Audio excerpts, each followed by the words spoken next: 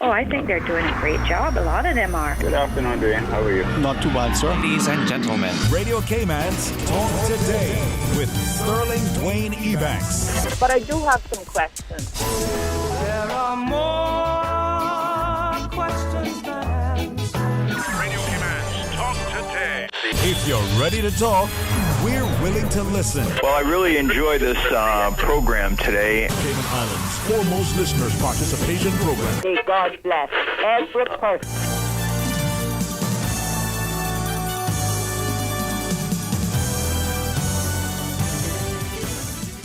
Hey, good afternoon and welcome. What another terrific Tuesday's edition of Talk Today as we invite you to be a part of our conversation. It's a simple toll-free line, 1-800-534-8255 or 949-8037. We're expecting the excellent company of MLA Chris Saunders. Maybe he'll make it. There's a lot going on, so if he doesn't, we'll extend an apologies on his behalf. 1:30, get a chance to talk to our friends and physicians over the Health Services Authority. Got 2 segments scheduled on their behalf. So between now and then, invite you to join us and share your thoughts. So stay tuned for Talk Today. Talk Today is brought to you by Fidelity Bank. For all your banking needs, visit fidelitygroup.com. Fidelity, we're good for you. Radio Cayman's Talk Today, the Cayman Islands' foremost listeners participation program. We ask our listeners to avoid statements or comments which are abusive, derogatory, malicious, or defamatory. Do not use any indecent language or make any statement which is false or misleading. Email talktoday@candw.ky or call 1-800-534-8255. Courtesy of Flow, Cayman's #1 network that connects you to your world like never before. Let your voice be heard. Once again, here's your host, Sterling Dwayne Ebanks.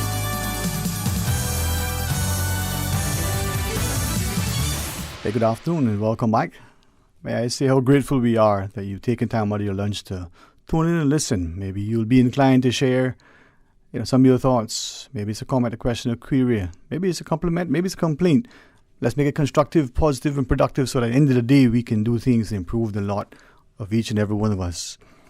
Not just our own well-being, but if we do all we can to make life better for ourselves, not at the expense of others, but at the inclusiveness of everyone, well, could it not be better?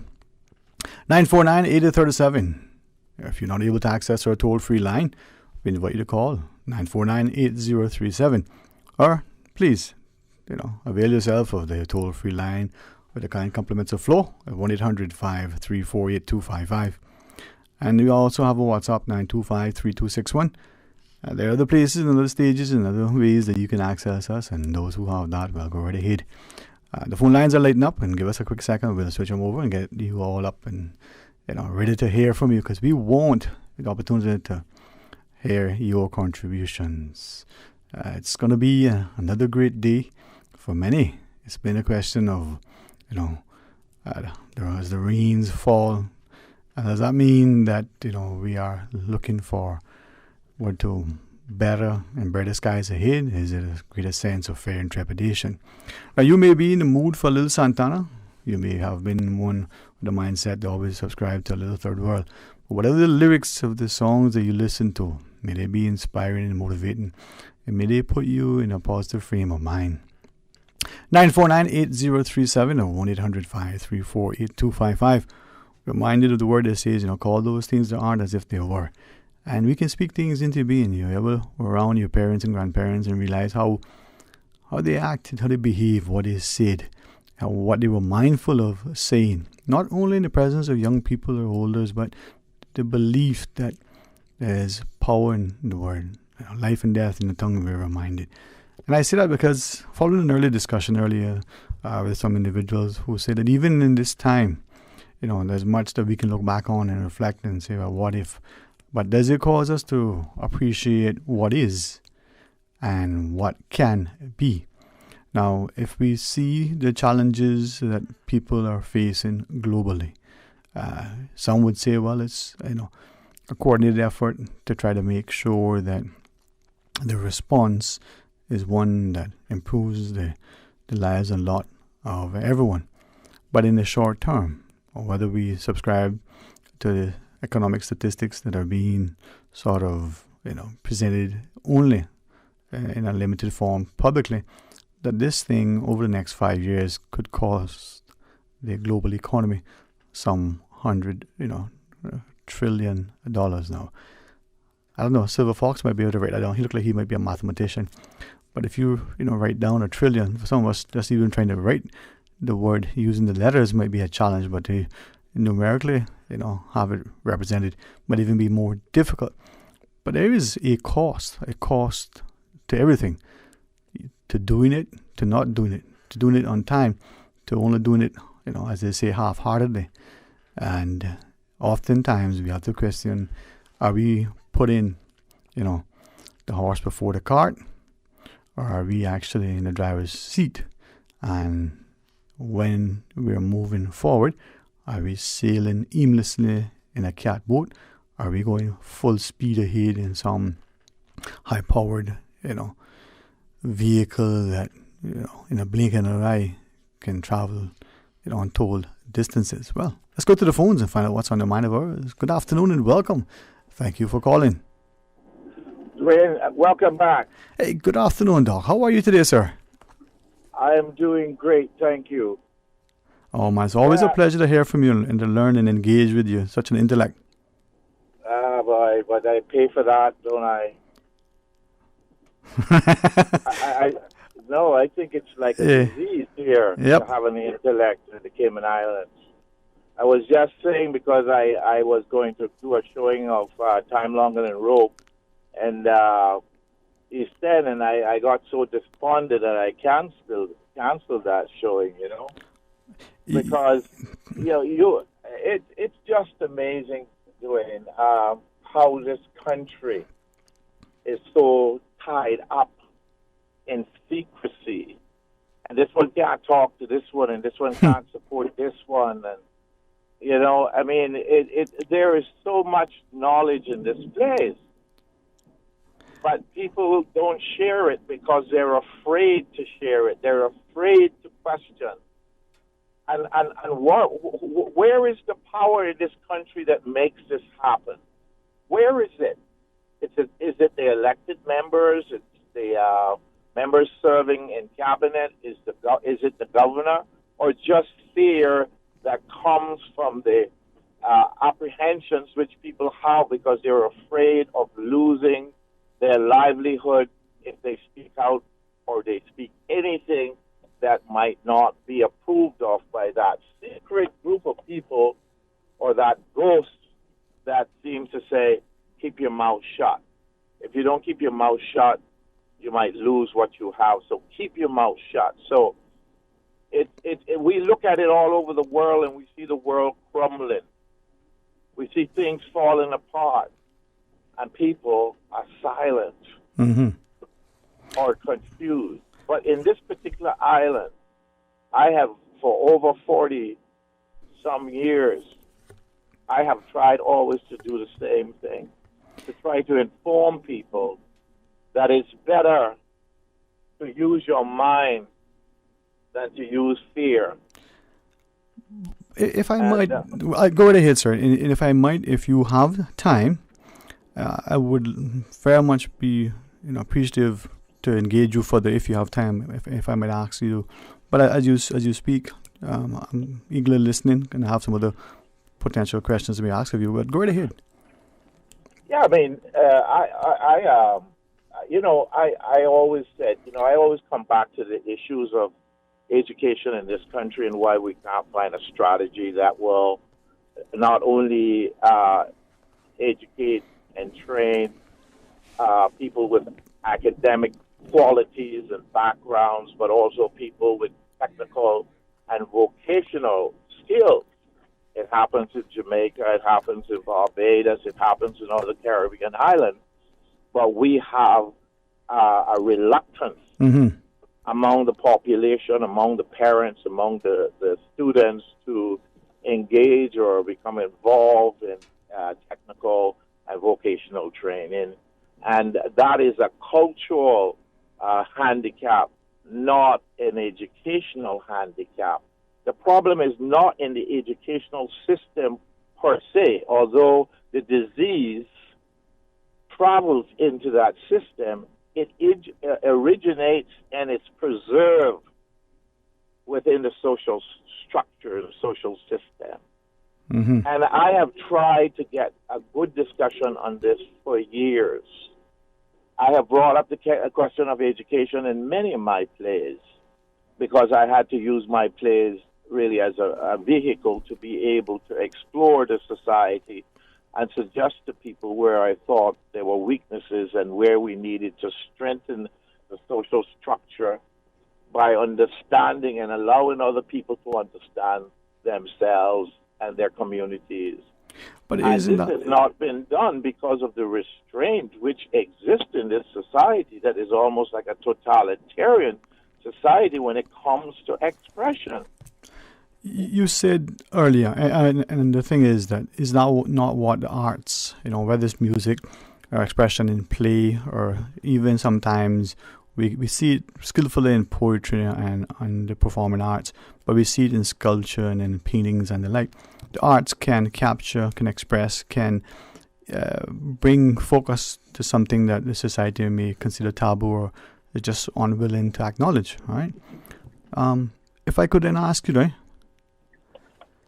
When we look at, you talked about fear just then, are we now globally, and if I could, given who you are, your parliamentary experience, your other intellect and education and expertise, in the Cayman context, are we at great fear of putting our society in a position where it's even more divided and polarized?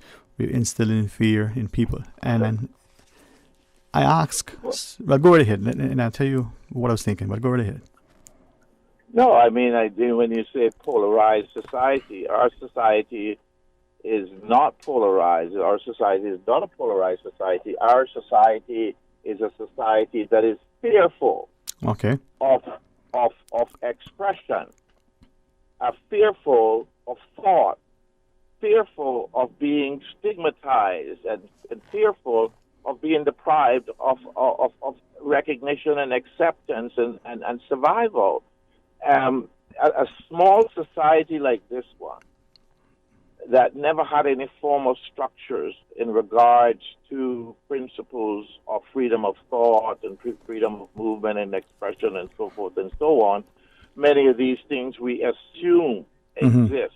Right. But in practice, they do not exist in our society because they're not being applied by the people who have control of the direction in which the society goes, which basically are the people with wealth and connections with each other in secret societies and in different types of groups and within the governmental structure, the colonial structure. One of the things that I've always blamed the colonial power for was its lack of infusion of modern ideas within the civil service and the system.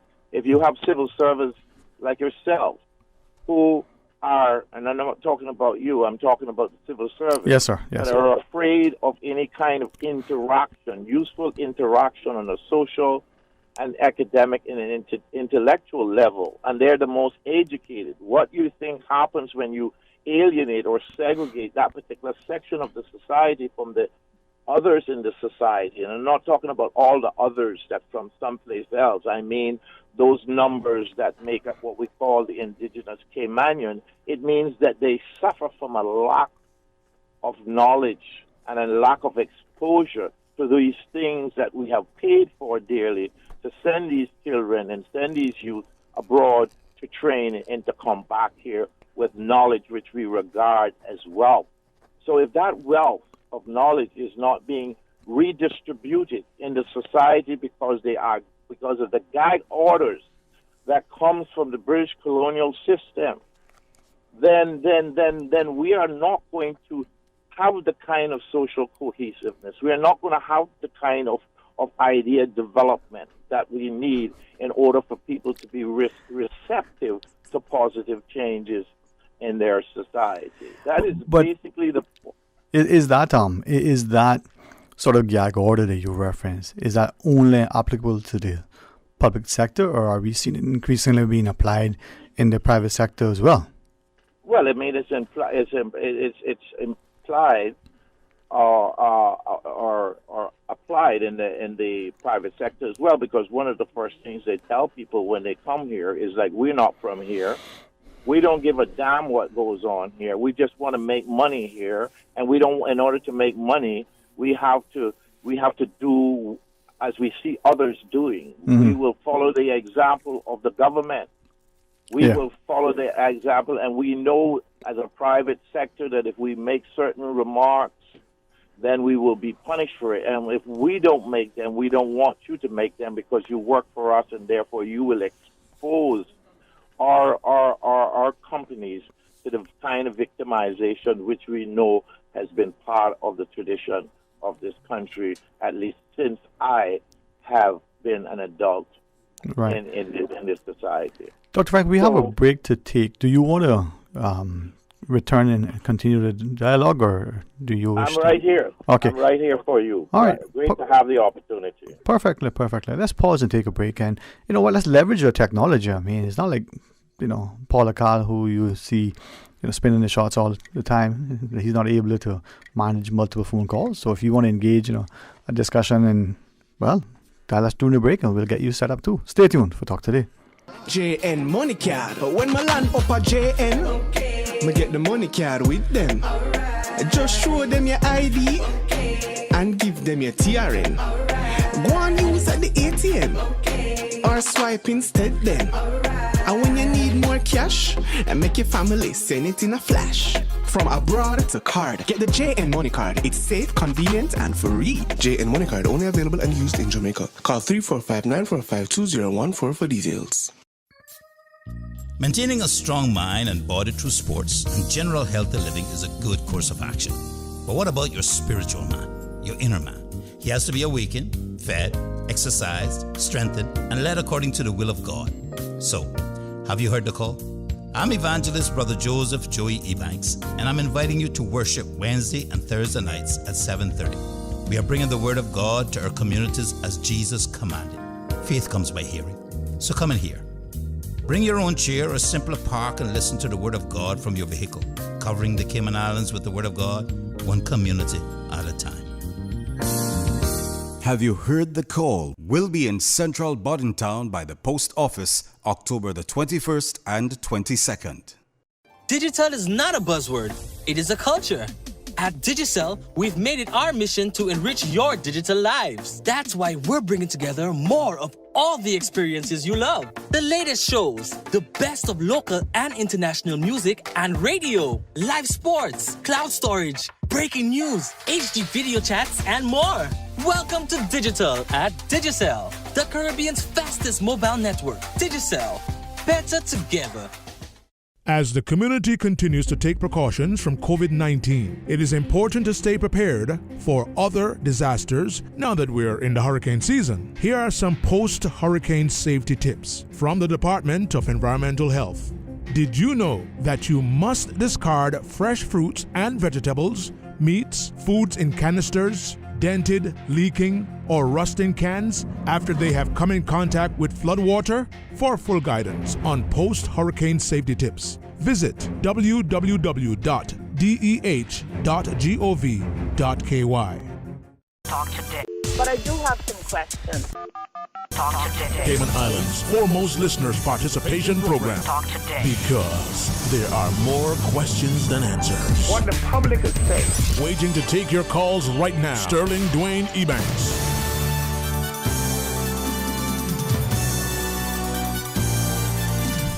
Hey, good afternoon and welcome back. Thank you for joining us. And I know it's increasingly starting to look a lot like Christmas, and many of us want to get out of this year. But I prayerfully, ask that we consider 2021 be even better. Dr. Frank McField, thank you, sir, for staying online. And if I could ask of you, we look at the scriptures, and whether people only see it as a historical book, whether they see it as a fairy tale or however, there's some good things. I mean, Aesop's fables. A lot of other great books have been written, and very few have been banned as much as the Bible. Very few have been as controversial or whichever. But even if you were just to take it on his face and say, okay, just some great words, one of the things that stands out says a prophet is not without honor, save in his own country. In our context, and if I could use you and other intellectuals like yourself, why is it that Cayman, being so small geographically, they share the size of our population, why is it that we can't look and celebrate and recognize our own? We can't use the opportunity to uplift our own so that we have examples from within. I mean, you would think that would be, what do the young people say, a no-brainer? Yeah, Dwayne, I think really it has a lot to do with inferiority complexes. The inferiority complex that we have as a people. Because you got to remember now that when we were sure of ourselves, we were a fishing village. Our men went to the fertile ground. Our men fished. Our men planted. Our women supported them, worked along with them, and we didn't have a complex because we knew our environment and we knew that between us and God, we were in charge. Okay? Okay. When somebody else comes in and starts setting up different standards, and a particular number of people or groups of people begin to go along with those people who are imported or come in, it divides the attention, it divides the confidence, and in many cases we have seen that it has totally destroyed and defeated it.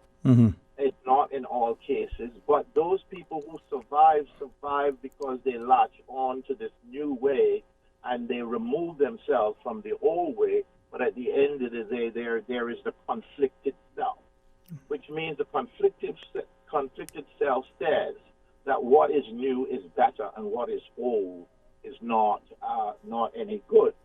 But although we make that decision, we are emotionally still attached to the past, much more so than to the present, and that's where we get the kind of dynamic pull that emotionally sometimes destroys certain people. As we know, we have one of the highest rates of mental illness or mental challenges in the Caribbean, or and it's because of this. So when we see somebody coming from someplace else, if they come into this country, whether or not they be a preacher or whether or not they be a politician or a singer, people will worship them and go and hear them and respect them, but they're not going to do it to what's local. They're not going to buy local products.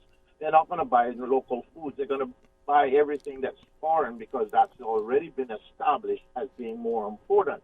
Now, the fact that we have people in government continuously that do not recognize these issues and what a problem it could cause us later on means that nobody is trying to treat these problems, discuss these problems, and be able to somehow sort of mitigate the types of social and psychological and economic damages that it will have. If I could look at it then, we hear people talk about, there's politics and everything, and all politics is parochial. And in that vein, the political discourse in education, the public political discussion, not only about the policies, but about the actions of the political consequences of the action or inaction. Now, while I get into that, Dr. Frank, let's try something. We have a caller online. Please stay on the line. We'll bring the caller into the conversation and see how this thing works. Hey, good afternoon and welcome. Thanks for calling. Hi, good afternoon. Dwayne, I'm just calling for one thing today. Okay. And that is in relation to the persons that are being allowed to return here. The government has done a substantial amount of work to keep us where we are today, but I believe that the measures that are in place are falling down. They are falling down, and it's cause for alarm. Every week now we are seeing where some traveler is coming back positive. I believe we had 8 or 10 this week gone. So it goes to show that they're bringing it back here. the tracking devices that they're putting on these people are not working. They are not working. Because I know of an incident where one report was made on Friday by a responsible individual that the tracking device that was on that individual was not working, and up until today, no one has gone to sort the problem out. Now, it's a good thing that that person is a responsible person. Mm-hmm. Because if not, the individual would be all over the place roaming the streets. And if that person was infected, seek to infect other persons. Yeah. If they do not have the people and the real means to do so, to monitor people, let's stop these flights coming into Cayman until we get this thing to where we are in a position to, one, manage it manpower-wise and electronically. And because we just saw the report, I think it was the chief medical doctor said that the stream that they are seeing that is coming into the stream of it now is substantially stronger than what it was. Okay? Than what they have been seeing in months ago. Mm-hmm. We have to take this thing serious, and we just cannot allow these people to come back in here and be half monitored. Mm-hmm. They've got to be monitored properly, and the devices that they're using needs to be tried and proven. And if there's a technical issue, you must have people to deal with it. Because I personally don't feel like being locked back down again. Well, that we shouldn't be in that position. Right. We've seen the WHO just recently, make that announcement that, they're strongly advising governments against imposing such a measure because they're now seeing how costly, not financially, but from the health perspective, the mental health, the physical well-being. So that sort of thing, hopefully the political despots don't, become so drunken with power that they believe that that's the only way to keep people safe from this booger man. Well, you see, the thing about it, Dwayne, is that the government has done a tremendously good job in all the measures that they put in place. And the public has been very... big haste to bring all these people back here. Mm-hmm. What a big haste. Yeah. But I think too, though, the public to date, now we don't know what it'll be like as we bring more people to the shores, but the people who were here during the time, for the most part, I think we have to acknowledge how, as a society, we've responded, and tried our best to follow along, even though we may not have agreed. Maybe we found it conflicted, maybe we found it difficult, but we say, hey, for the greater good, let's do this thing. And I think the public has responded very, very admirably. Yeah, the public surely did. Mm-hmm. But as I said, for what I see taking place here now, it is running a major risk. Mm-hmm. Running a major risk because this thing obviously, it gets into the community again, and I mean on a widespread, and it can be problematic, for the entire island. It can be indeed, yeah. I mean, we're seeing. Now, I don't mean this in any way, but I think like you and me and most everybody else, we value life over any kind of money. But if we were just to be able to quantify how much money is spent, the government has indicated that it's costing, tens and tens of millions of dollars. I mean, this thing could run into the billions. The cost to the economy, the cost to, the public purse. If we were just to look at what is spent so far, what is being expected to be borrowed, the deficit that we're going to incur, and then if we were to say, well, globally, this is $100 trillion exercise, maybe in the Cayman context, it'll go into the billions if you just run numbers across the board, Yeah, well, I tell you what, I just hope and pray that these people would and I mean, it seems to me like it is one or two things. It is a manpower issue, mm-hmm. and or an equipment issue. And in this case, with the track and device breaking down, obviously it's an equipment issue. And then if you don't have the technical skills to fix it, then they're in problems. Mm-hmm. But anyway, I'll leave you with that, Dwayne. Listen, thank you so much as usual, man. I always appreciate the way you share. It's always accurate and timely. So enjoy your afternoon. Talk to you very soon. All right. Mr. Carl and Dr. Frank, I believe the instructions are we could take a short break. And when we come back, Dr. Frank, I've got a couple of questions based on our last caller's comments to see if I contribute to our contributions to our convocation. So stay tuned for Talk Today. Fidelity Bank would like to thank all essential workers. We salute your efforts and thank you for the sacrifices you've made to keep us all safe. During these challenging times we're facing, our top priority is the health and safety of the communities we serve. And while it's true that things are changing rapidly every day, one thing that will never change is our commitment to giving you the best and sound financial solutions to help you during and after the coronavirus pandemic. At Fidelity Bank, our focus will always be you. Fidelity, we're good for you. What a great spot for lunch. I haven't been here in ages. I saw it on Experience Cayman. What's that? It's a free online festival showcasing all the great things to do in Cayman. Oh, that's so cool. I'll check it out for sure. Now, what are we having for lunch? Experience Cayman is a celebration of everything local. To rediscover all the best things to see and do in the Cayman Islands, visit gov.ky/Experience Cayman and follow Experience Cayman on Facebook and Instagram. Brought to you by the Ministry of Commerce, Planning and Infrastructure. Nominations are now open for the 2021 National Heroes Day Awards for Seafaring Heritage. Nomination forms are available from the Ministry of Health, Environment, Culture and Housing, Government Administration Building in Georgetown, Grand Cayman, the Cayman Islands Seafarers Association in Prospect, Grand Cayman, the District Administration, Government Administration Building in Cayman Brac, and online at celebratecayman.ky, the Ministry of Health.gov.ky. Deadline for submissions is Saturday, 31st October 2020. Only completed nominations received by the deadline will be considered. Talk today. But I do have some questions. Talk today. Cayman Islands' foremost listeners participation program. Talk today. Because there are more questions than answers. What the public is saying. Waiting to take your calls right now. Sterling Dwayne Ebanks.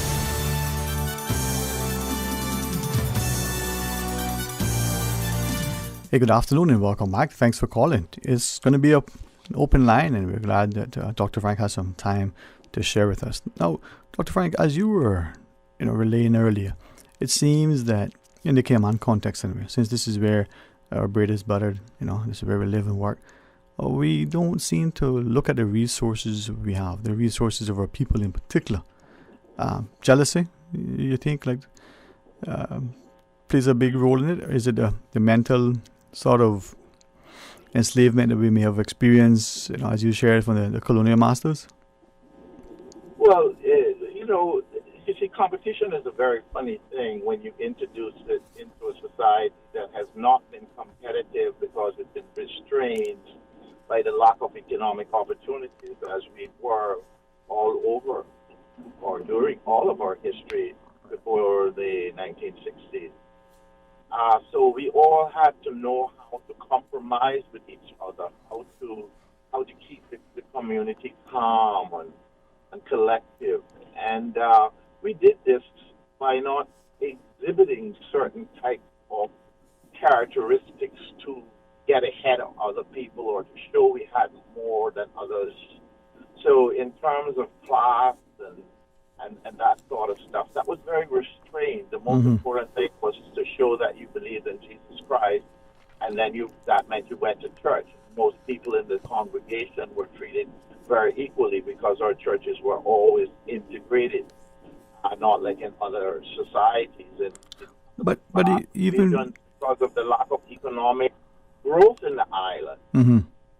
So, from a sociological perspective, that's important because it shows the formulation, how it's formed, how it's built, and it will not build without certain types of economic and social structuring. If the economics is not there, then it's not going to happen.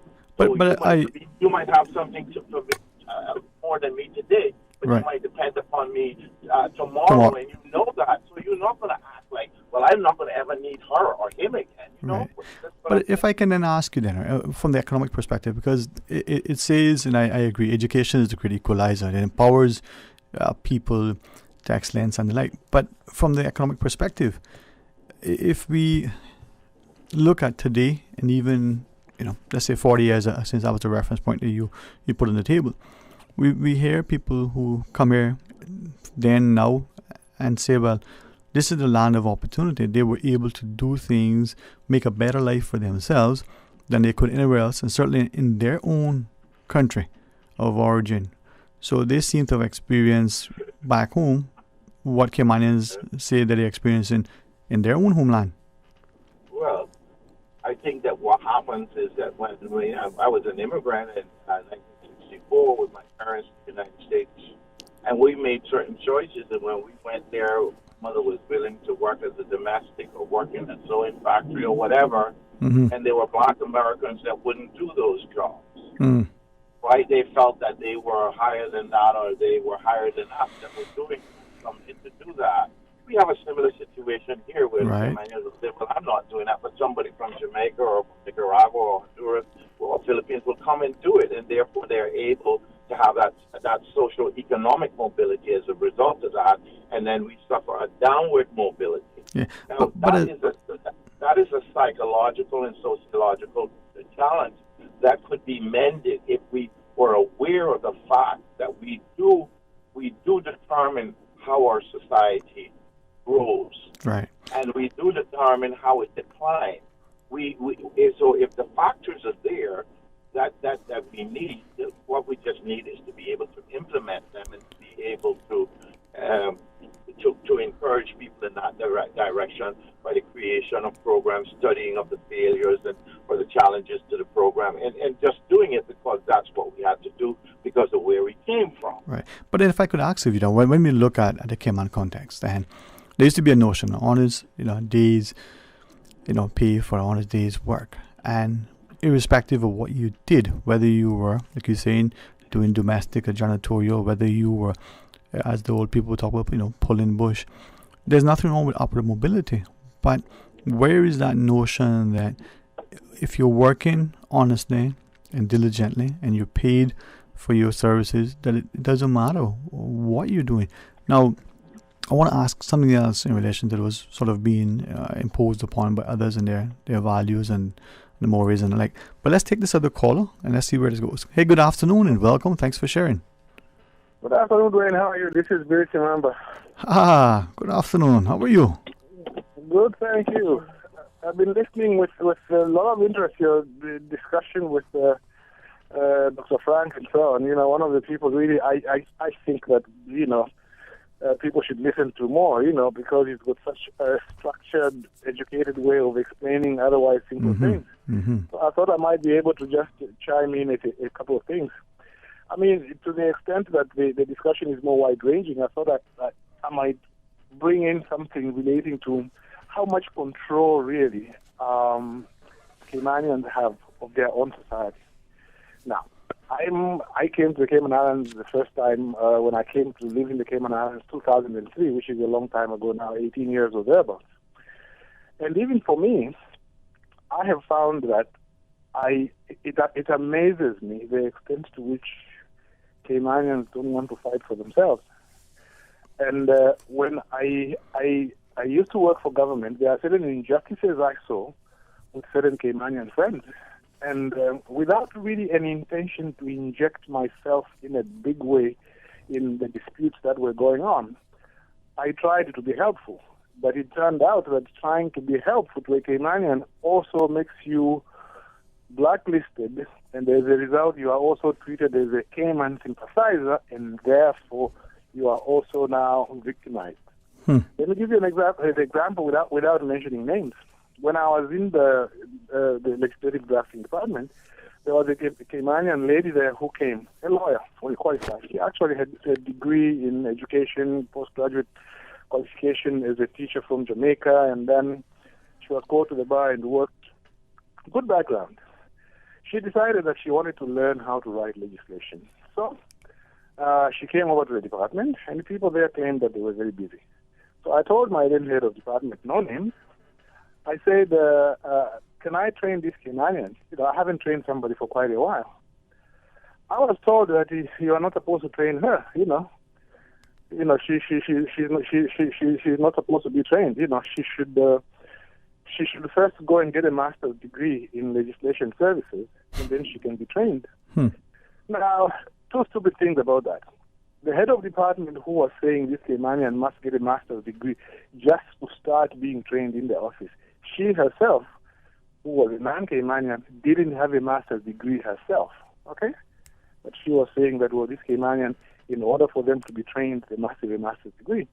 Point number one. Point number two, Dwayne, the Bible says, let no word commending yourself come out of your own mouth.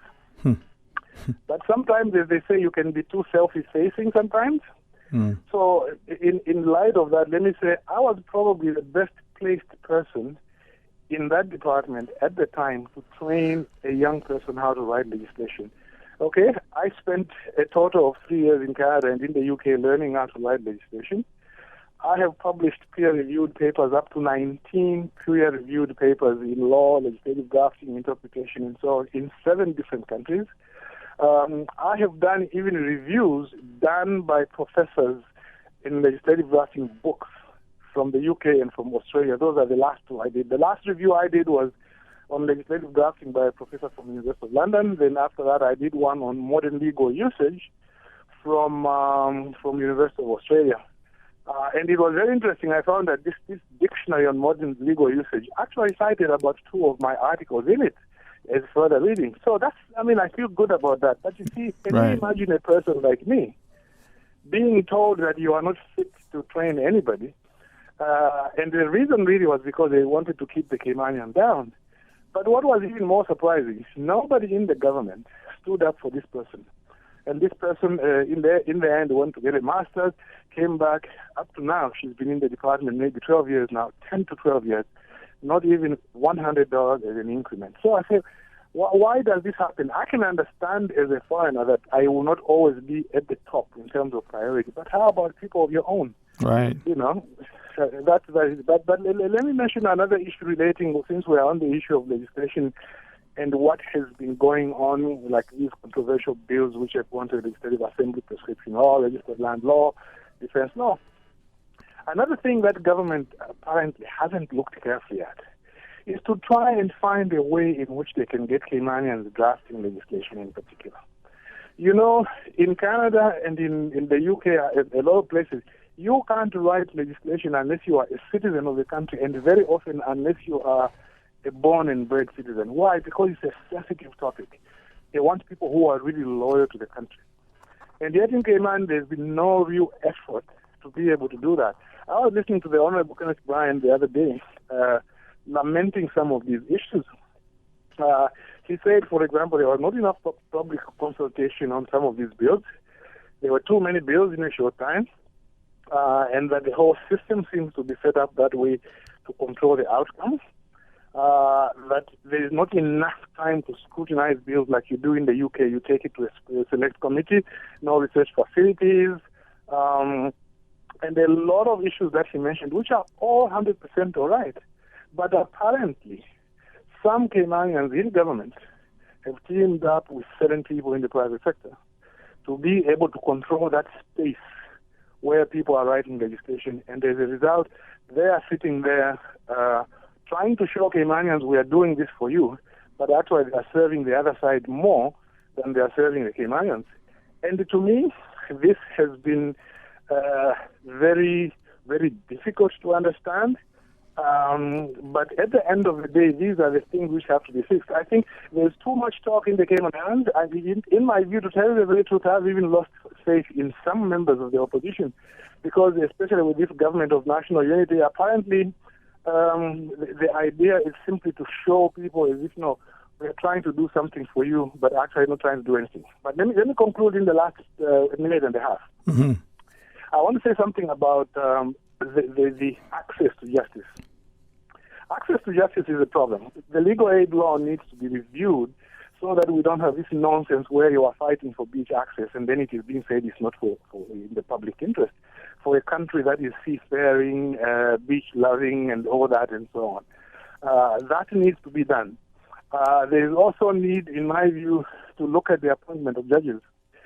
Judges, in my view, must be appointed with the approval of the Legislative Assembly And even renewal of contracts of judges must be done with the approval of the Legislative Assembly.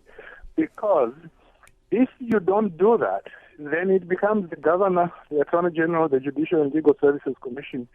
And in that process, there are no non-lawyers involved. For example, the Judicial and Legal Services Commission, which disciplines judges, it doesn't have a single member of the public. They are all lawyers. In other countries, they've moved away from that because you tend to create like a group think where there is no infusion from the public. There is a need to amend the Constitution to be able to allow members of the public to be members of bodies such as those, because that will really, really help to ensure that justice is brought closer to the people, and also that there is a different injection of ideas which is more likely to work for the good of the society. I had a lot to say, but let me stop there, and thanks for the opportunity to share this. And sorry to Dr. Frank for stealing into his time, and thank you for allowing me the opportunity. No, man, what you shared gives us a great opportunity for further discussion. Dr. Frank, if you wish to join us after. We got the news, though. Let's pause and take that when we return. More Talk Today.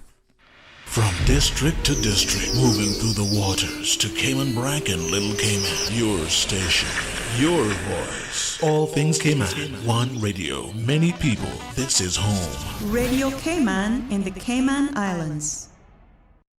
Today's biggest news. Radio Cayman. It's only 2 species that we have here on the island. Generations present. Your voice, your choice. It is in the best interest of the people of these islands. Local, regional, international. This is Headlines from Radio Cayman's newsroom. Today's biggest news. The Department of Environment heads to Cayman Brac for a 3-day cull, netting more than 60 of the invasive species during the trip. A DOE research officer said the problem is getting worse. The department visits Cayman Brac quarterly to help coordinate the cull, but the officer says it's time for a more strategic approach to quell the growing population. The DOE has been funding a cull on Grand Cayman since 2018.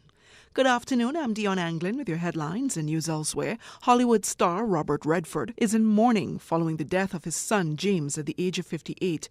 Activist and filmmaker James Redford died on Friday after being diagnosed with liver cancer. His famous father's publicist, Cindy Berger, said the grief is immeasurable with the loss of a child. And Spencer Davis, one of the key figures of the 1960s beat scene, has died at the age of 81. The Welsh guitarist was the driving force behind the Spencer Davis Group, who scored transatlantic hits with Keep On Running and Somebody Help Me. The band, which also featured a teenage Stevie Winwood, toured with The Who and the Rolling Stones in the 60s. That's a wrap of your headlines. I'm Dion Anglin. For the latest in news and information, Follow Radio Cayman on social media, Facebook, Instagram, Twitter. Download the Radio Cayman app or log on to our website, radiocayman.gov.ky. your voice, your choice, your radio. Talk today. But I do have some questions. Talk today. Cayman Islands' foremost listeners' participation program. Talk today. Because there are more questions than answers. What the public is saying. Waiting to take your calls right now. Sterling Dwayne Ebanks.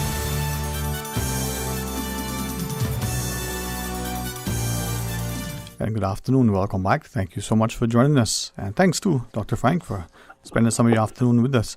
Now, the last caller's points, the notion that if a country to, what is it, a nation build, it needs to have its people trained, educated, but also positioned so that they can write legislation. They can also be the ones to pass and amend legislation, implement policies and the like. Are we at risk of doing that? Because back to the fishing village, we've gone from a fishing village where people were interdependent to this thing now where it's a dog eat dog. Yeah. Well, I thank the gentleman for his magnificent contribution. Mm-hmm. And he got everything right. And those perhaps have been points that I have not covered ever, but as soon as he raises those points, I can associate with them, and I can understand exactly why these points that he stressed are so important. That's what's important in terms of people. It's not that we have a full view. but we improve our ability to understand our society by collecting the views or the opinions or the advice of people from the different spectrums of society. He comes from the legal part, but he has a great understanding of society. He has this great understanding of the colonial society, the colonialism that we are not critical of, and the fact that it is always constructed, the society is always constructed to benefit the others rather than the people who are supposed to be the indigenous or native people. So we, in terms of nation building, and it's something that has been brought up, we thought we would start with statues and we would start with trying to make heroes out of people that, in my opinion, it's a very low standard because it doesn't show sacrifice. It just shows, to a certain extent, people who benefited. I believe a hero is somebody that gives up everything if necessary for the society, not somebody who has made a contribution to the society alone, because we all make contributions because we all are employed in some way and engaged in some way in some profession, and so we make contributions, but we're not going outside of our way or outside of our profession to go beyond that extra mile. But yeah, we got rewarded and recognized for it, right? Even though we're just doing our jobs. Hey, Dr. Frank, we do have a call online. Can we just take a pause and pick up that caller? And hey, good afternoon and welcome. Thanks for calling. Hey, good afternoon, Dean. Hey, afternoon. How are you today, man? Okay. Yes, I remember one time you ran for election too. Yeah, you got a good memory. Yeah, man. You and Tari was in Born the Bush too, no? Yep. And who the next fella was there? Billy Eubanks. Okay.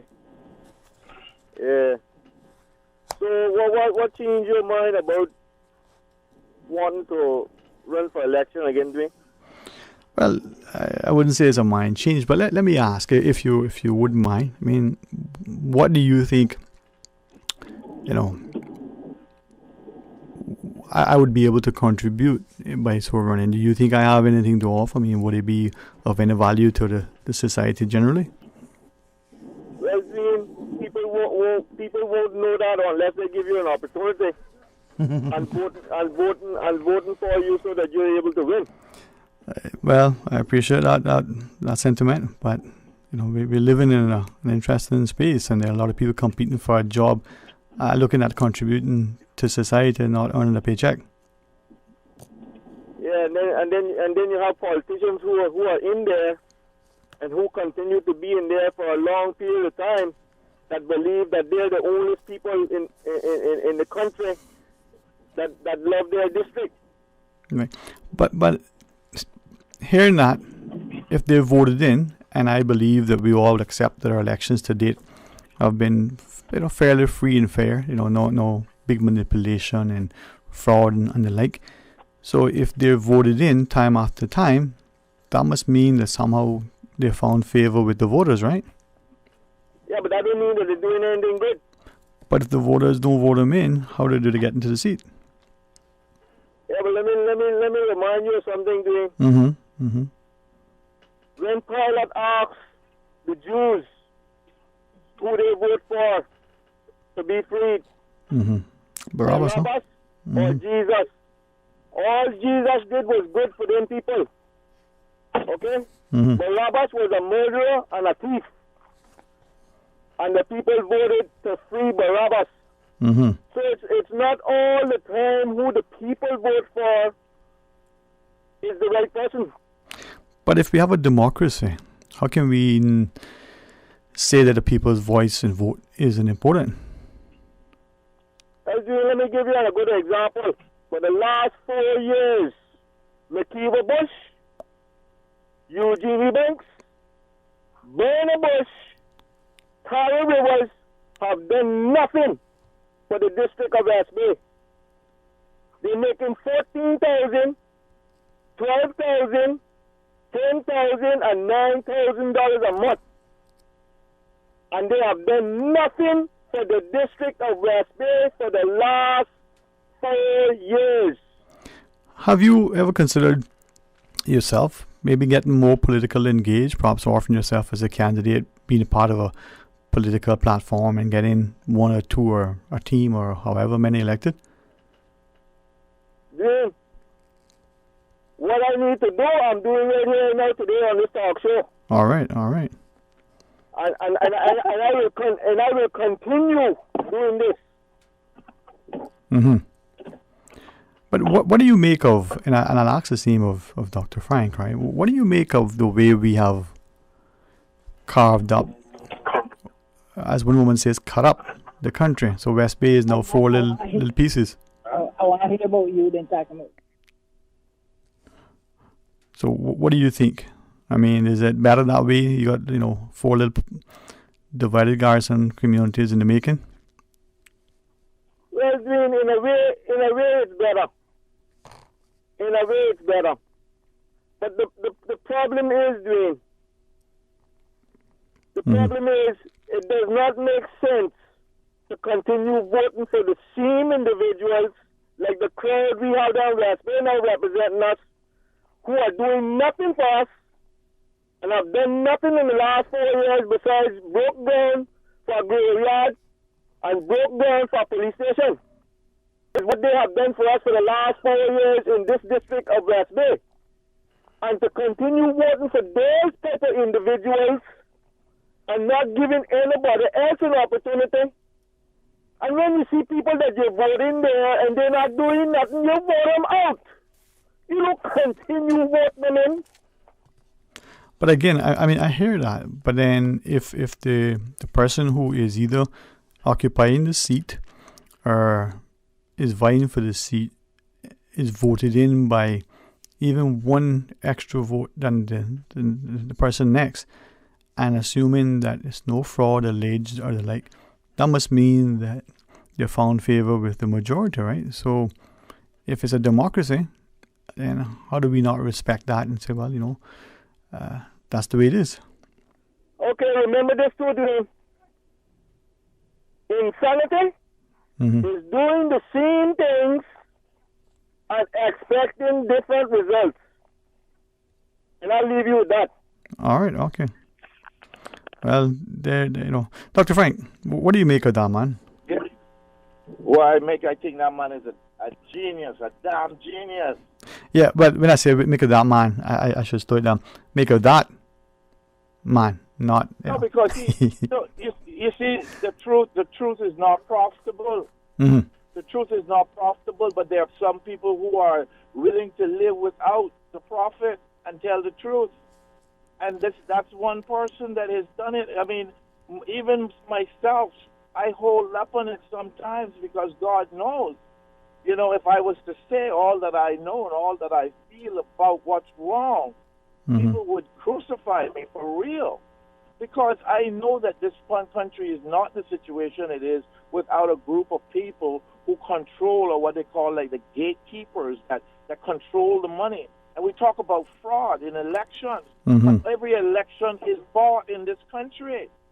Every election in this country is bought, Wayne, because we have a tradition where we accept it's okay for people to get favors from politicians and monetary favors and all types of favors, and then they vote for the people. Right, but is it... They're not voting for the people because the people are giving them a good political platform, but because they maintain, and this is the reason also why certain districts have been brought to a certain low level socially, because of the kinds of corruptive systems that have been introduced by certain leading members of the political governments in this country. If I may ask you then, is it more than just as you said, that sort of buying of votes and influencing what the legislation talk about treating, is that not only accepted, as you say, but is it now becoming expected by the voter, by everybody else, that, hey, what are you doing for me if you don't... I like the way you pose the questions, the answers, because by posing the question, you've given me the answer. Because you're right. You're totally right. It's insane. It's insane that we call it democracy, that we say there's freedom to make your mind up about what's best for you when people feel that they're so down economically that they have to depend upon these politicians to give the handouts at election time. And there are a lot of people now, because we have smaller constituency, who do this handout continuously, giving kids school things and all that, but they're not doing it sort of altruistically. They're doing it selfishly for their political careers and to create this barrio type of mentality. When I say barrio, I mean that is Spanish for the same thing that they call they call that in Jamaica. The kind of politics. Yep, but You know? okay. The Garrison. Yeah. All right. Politics. So as we're chatting, right, I've got a couple of exchanges from individuals who are sharing back and forth, and as I'm trying to look at them and listen to you, I want to look at one or two of them during the break. And when we come back, if you've got an extra couple of minutes, we can maybe wrap up our segment. Then 1:30 we can talk to friends and physicians from the HSA. But I want to reread one of these comments, if it's appropriate, maybe share it publicly. But let me read it over again. But it's been all good comments in relation to what we have exchanged thus far. So a couple more minutes, and then when we come back, we'll talk today. Fidelity Bank would like to thank all essential workers. We salute your efforts and thank you for the sacrifices you've made to keep us all safe. During these challenging times we're facing, our top priority is the health and safety of the communities we serve. And while it's true that things are changing rapidly every day, one thing that will never change is our commitment to giving you the best and sound financial solutions to help you during and after the coronavirus pandemic. At Fidelity Bank, our focus will always be you. Fidelity, we're good for you. That thing we've been saying for 64 years? Ignore it. Eat the KFC wings, drink the KFC gravy, fill up on fries. Just please forget the thing we normally suggest. You know, that thing you used to do with your tongue after finishing a delicious piece of our KFC chicken. We get it. It's not easy. There's a reason why it's been our slogan for over half a century. But the world's drastically changed of late, and as soon as we can embrace the change, the sooner we can all get back to doing what we do best. KFC. It's good. The Customs and Border Control Overstay Amnesty will end on October 31st. Persons who are already scheduled to depart the island may do so without seeking an extension. Persons wanting to apply for an extension can do so online by visiting www.cbc.gov.ky or by presenting themselves in person to the counter, or appointments can be made by contacting 244-3318 or emailing caymanvisa@gov.ky. The Fall 2020 Labor Force Survey is currently being conducted by the Economics and Statistics Office. The Labor Force Survey collects data on employed and unemployed persons. Trained interviewers with ESO ID cards will visit randomly selected households in all districts. The interviewers will exercise appropriate COVID-19 protocols using personal protective equipment. The interviews are confidential in accordance with the statistics law. No individual data will be published or disclosed. Survey data are exempt from freedom of information. For more details, please call the ESO on 516-3329. Talk today. But I do have some questions. Talk today. Cayman Islands' foremost listeners participation program. Talk today. Because there are more questions than answers. What the public is saying. Waiting to take your calls right now. Sterling Dwayne Ebanks.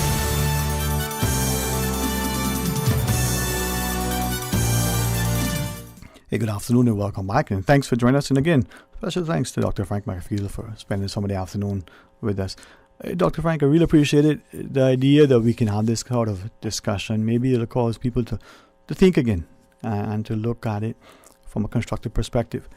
As I was sharing, a few of the messages have been coming through while you've been on, and they've all been very, very commendable, very complimentary.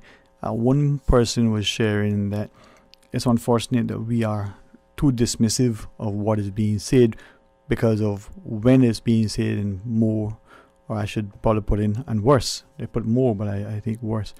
Who is saying it? So is that a problem? We don't want to hear it if it's being said by him or her. What's up with that?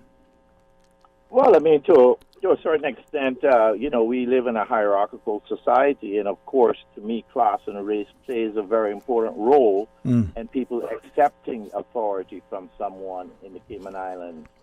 And we have seen this demonstrated over and over again, but yet we have always a British person who is on top, and we see that person as the person who has the power over us. And so we see how the hierarchy is built when we look at the governor, and we look at the actions of the governor over the last few months. When I say something, it is not important because I don't have power. And when I have power, I am then looked at as a threat because I have to go in there and do things to change things because I come from a community that I defend, and I cannot be elected just to collect a salary. When I was taken off the streets, I had been on the street for over 20 years. When I was taken off the streets by the people of Central Georgetown, when they elected me in 1996 by giving one vote only, and therefore gave me the advantage, numerical advantage, I was very grateful to them. And let me tell you, I tried everything to help to educate them. I started the public eye program. I ran that for 10 years. And as a matter of fact, I see Kenneth Bryan. Kenneth Bryan is like my pupil in a way. And I'm very grateful that somebody came in and said, okay, they got Dr. Frank held down. They got him out there. There's certain things that we need to do in our community, and I will take up this role. But they've kept him down also. So what I'm saying is, yes, it has to do with who's saying it and on whose behalf they right. to be saying it. Okay. And sorry, I was going to say, let's take this other call because I want to make sure that we get everybody's contribution to you as well. Good afternoon and welcome. Thanks for calling. Good afternoon to you, Sterling Gray, and good afternoon to Dr. Frank. It's good to hear him on the radio here, man. Pleasant good afternoon, sir. A lot of ideas on a social conscience. Yes. Sterling Gray, I'd just like to say, you said something very important when you said it's a democratic society. People are voted in by a majority, and just as Dr. Frank just said, won the vote. We've got to understand that when we're talking on the radio, myself, I speak for, it's my opinion. I'm speaking opinion. I can't speak for others, though they may ask me to do so, and some people may have the same thought process that I have, and some may not. But I think it's essential that we understand that just because someone might disagree with the person who has been elected, you can't say that all the other people who voted them in are wrong or so forth. So it's important that we keep that balance in mind, that there is a democratic process, and that's why we're democracy within the bounds that we can be as a British crown, colony or territory, whichever you choose to call it. And His Excellency is acting no really different than other governors acted in the past. At that time, they were very intrinsic into the government. They're an integral part of it as president of the Legislative Assembly and so forth. And even sometimes they were chief of police or everything. You're judge, trying Stormont, Panton, wanted, so forth. So they were much more intrusive in the past, but they still have that whole Section 81, I think it is. But let us put it aside. For what I want to say is this. When we're talking about we, usually I assume that we're saying the generational Caymanians, because we may deny it and say, oh, a person had come and live here and I got Cayman status. We know we don't mean that, but we keep saying yes. But we know we don't really mean it, most of us.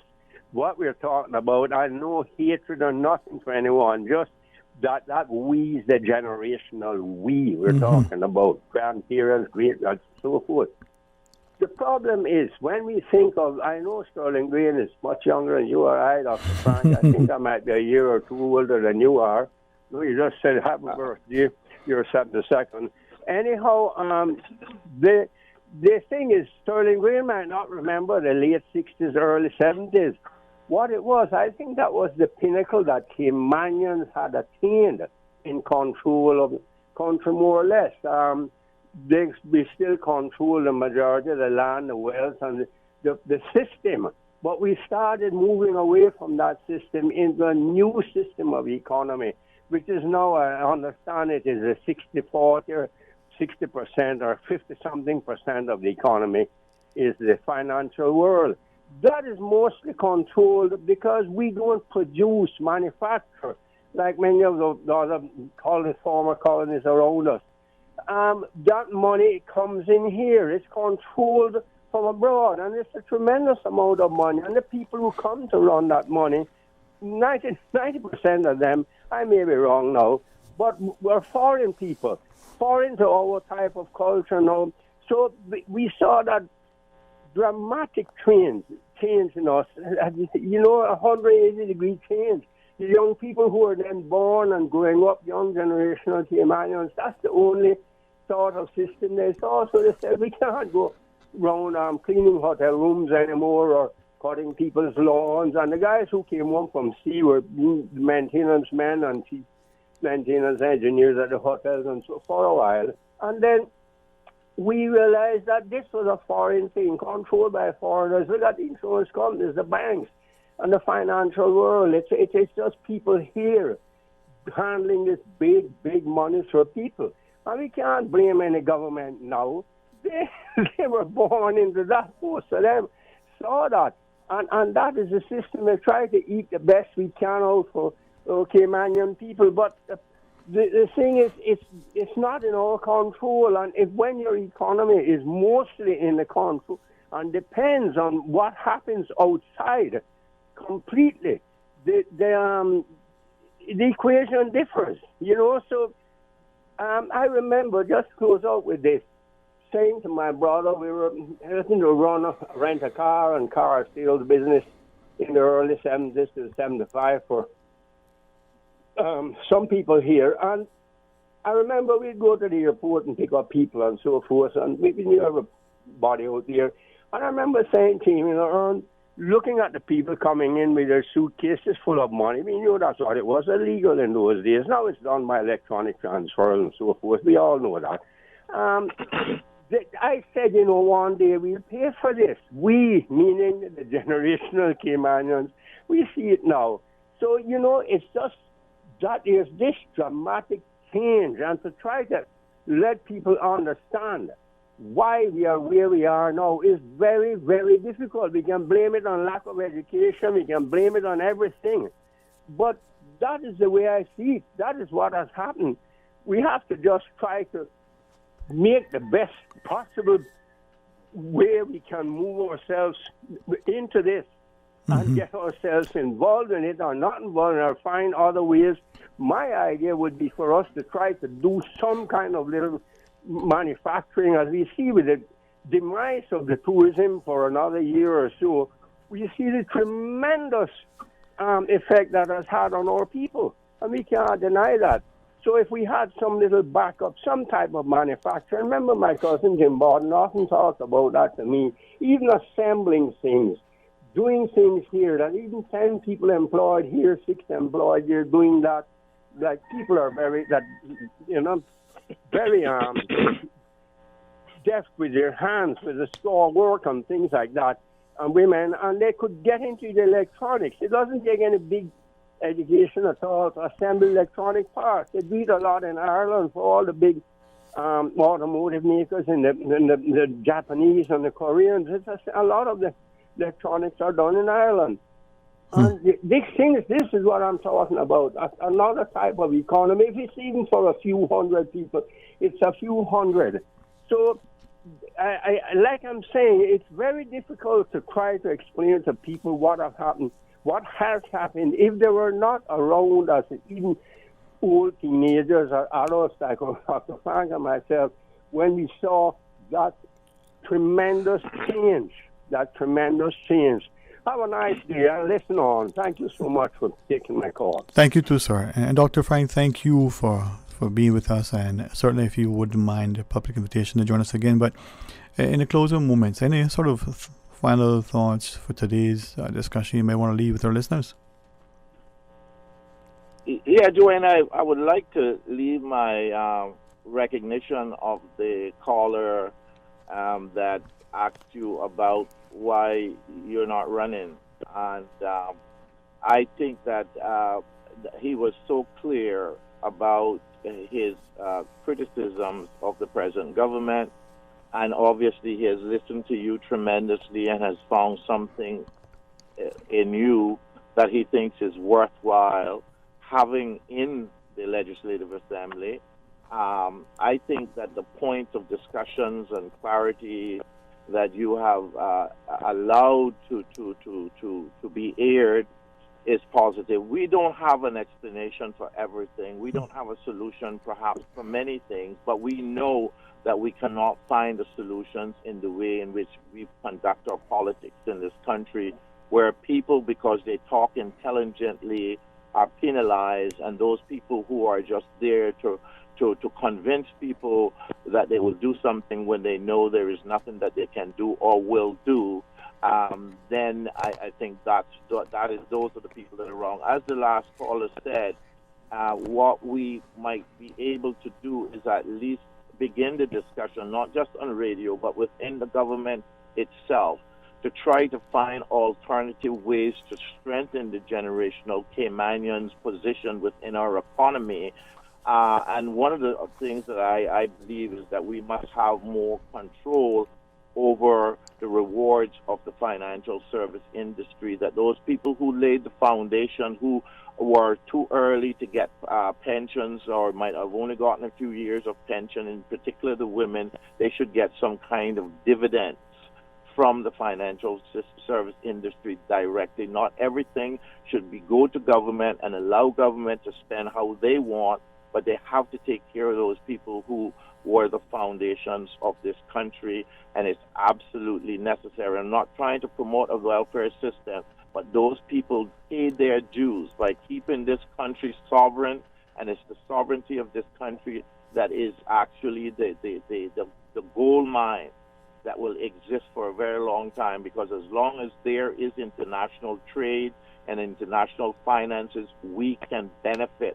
But we need to get more Caymanians within that particular field, and nothing has been really done to pressure the industry to increase the numbers of Caymanians that are involved and can benefit from the financial services industry. And one of the ways to make them benefit, or to allow them to benefit, is this citizen dividends that I'm suggesting that the government should consider.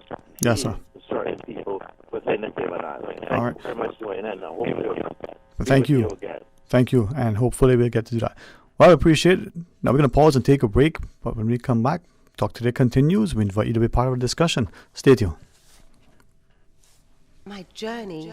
The Wesleyan Holiness Churches of the Cayman Islands would like to announce their 8th annual Cayman Islands District Wesleyan Youth Convention, running the 21st to Sunday the 25th of October at the Cradock Ebank Civic Center in Northside. Opening ceremonies on the 21st at 7:30 p.m. with the convention 7:30 p.m. nightly, Wednesday through Friday, 8 a.m. to 4 p.m. on Saturday, 10:30 a.m. on Sunday. This year's theme is Why I Am a Christian, #MyJourney, featuring homegrown speakers Caitlin Bush, Latoya Francis, Donnie McCoy, and Gavin Lothian. Each night will also feature local talent from across the island of Grand Cayman. Don't miss out on this amazing opportunity to grow in your faith and have a great time doing so.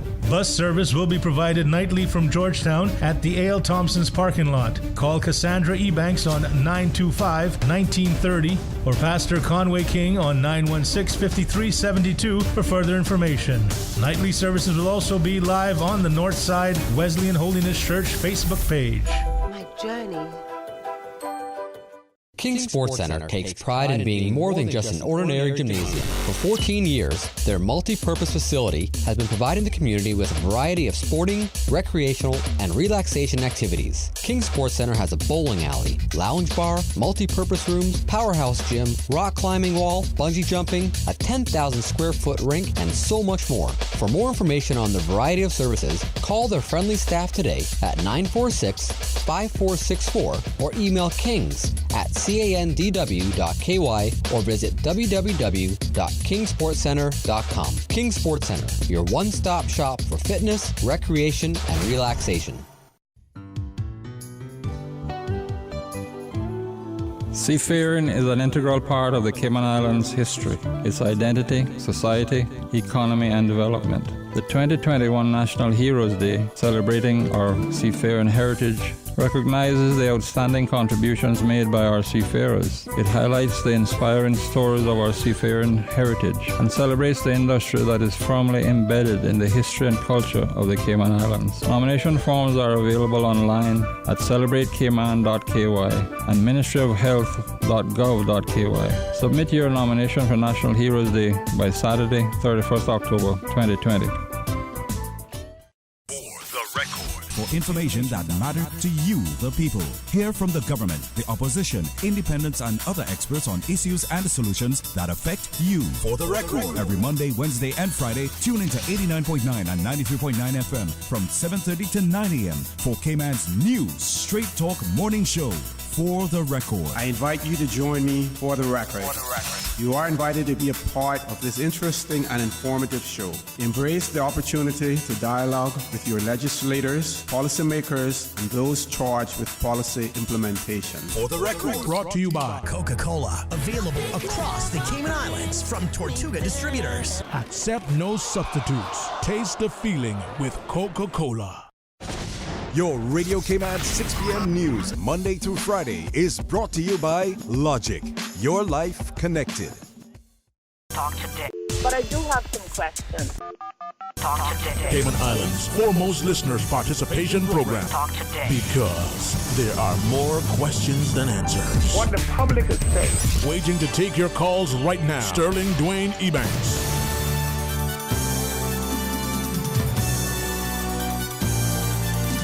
Hey, good afternoon and welcome back, and thanks so much for joining us. We were expecting some of our friends from the Health Services Authority for 1:30 to 2 and then 2 to 2:30, and on their behalf, the first segment will have to be rescheduled.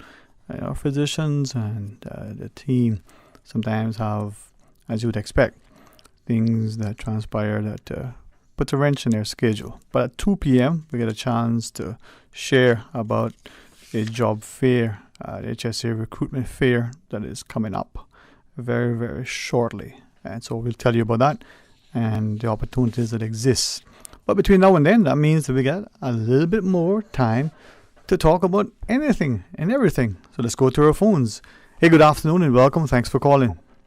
Good afternoon, Dwayne. How are you? We're blessed and thankful. How about yourself?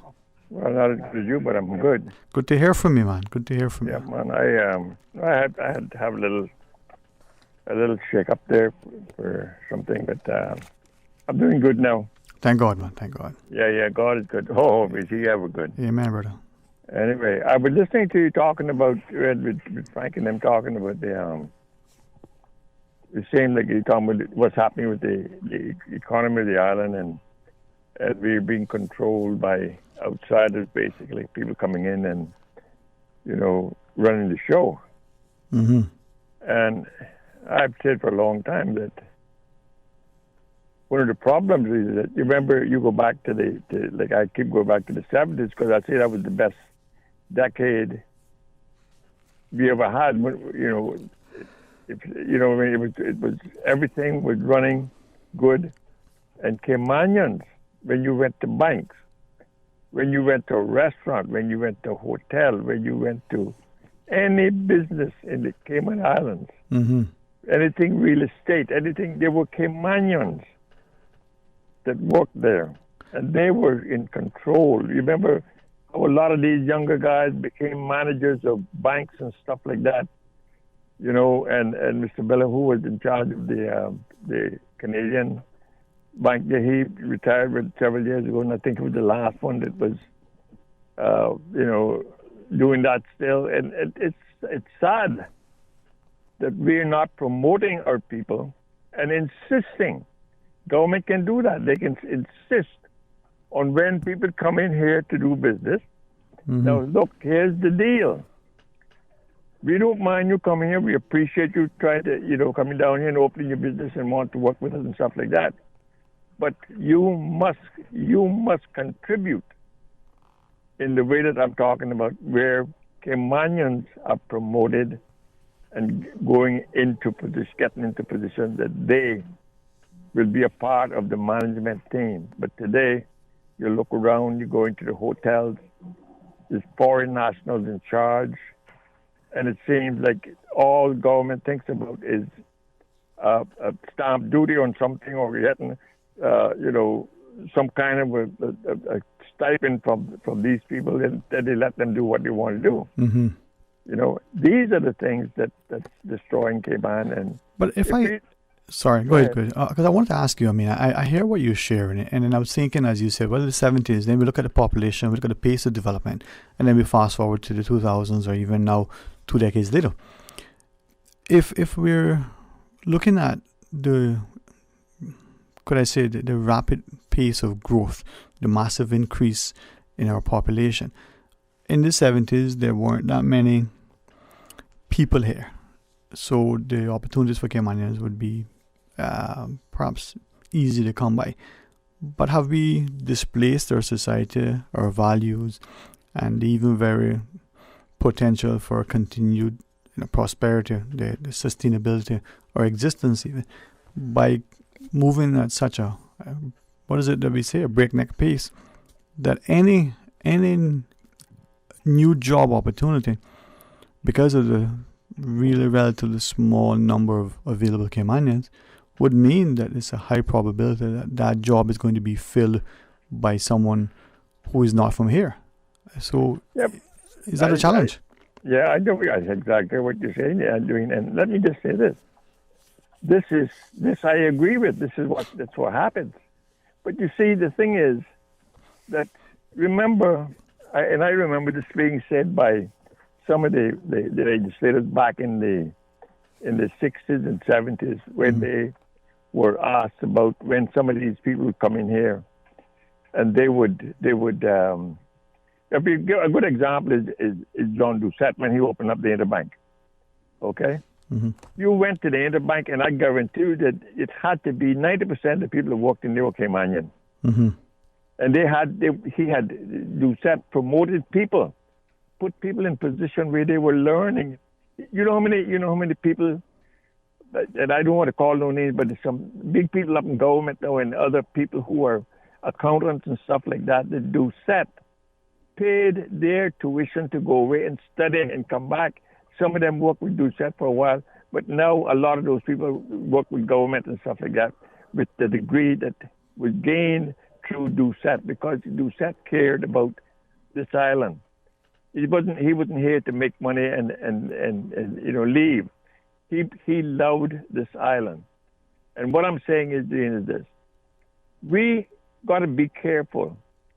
The growth of this island. We look how we're destroying the vegetation and stuff like that. Everywhere you turn around, they're building these massive buildings, and I guarantee you that half of these buildings you see being built today, this so-called boom we have, they're going to be sitting there derelict because they're not going to be able to sold, because we got this thing called the coronavirus thing, and that controls 90% of the economies in the world right now because of what it is. And I'm saying that these are the things that happen when we don't prepare. Remember, growth is not a bad thing, but unless it's sustainable, and sustainable growth means we build enough so that we can employ the local population, and everybody can be, have a job and things like that. And then we stop for a while and we cut the thing. But it seems to me, because government is getting planning fees for these, lots of planning fees for these construction projects. Mm-hmm. And because people come in here and they see opportunity, and a lot of them going to be crying. Believe me, they're going to be bankruptcies in this island. Unbelievable. That's not a guess. That's going to happen. And a lot of these buildings you see, that is you're going to be left there half built, and then Cayman can look like some derelict place where they got these unfinished buildings. Government can't help nobody. Because, oh my God, it's going to be disastrous, because this coronavirus thing right now is controlling everything. You understand? Right. We can't even fly out of here unless because of what? The corona thing. We can't import anything or certain things or have certain flights and certain, it's because we are not in control. And I'm saying that we must stop and think. When I look around and Dwayne, God talks to me and he tells me things sometimes. And I said before the election in the United States of America, because I feel so badly for the United States right now with what's going on. If Trump finds himself in a position where he looks like he's going to lose this race, he is going to declare martial law, and he's going to shut down the whole United States because he will do it. And that's what I'm afraid of. But I mean, I hear what you're sharing, and I've seen some of that. I've also seen the other side of the story where there's been concerns by some relative to their military force, the generals and the like, orchestrating something.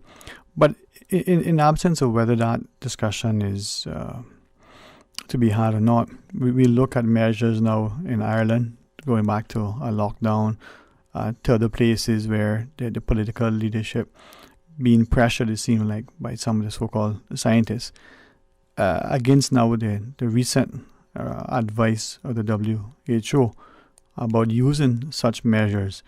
Do you think that perhaps more is at play now than meets the eye and is being talked about in the media? Is the media even being responsible and timely and accurate and objective and impartial in its reporting? Is the general public even thinking? Are people exercising a sense of conscience? Or is this, something else? Well, Dwayne, let me tell you something. What happens is that there are people that out there that they don't understand how serious this corona thing is.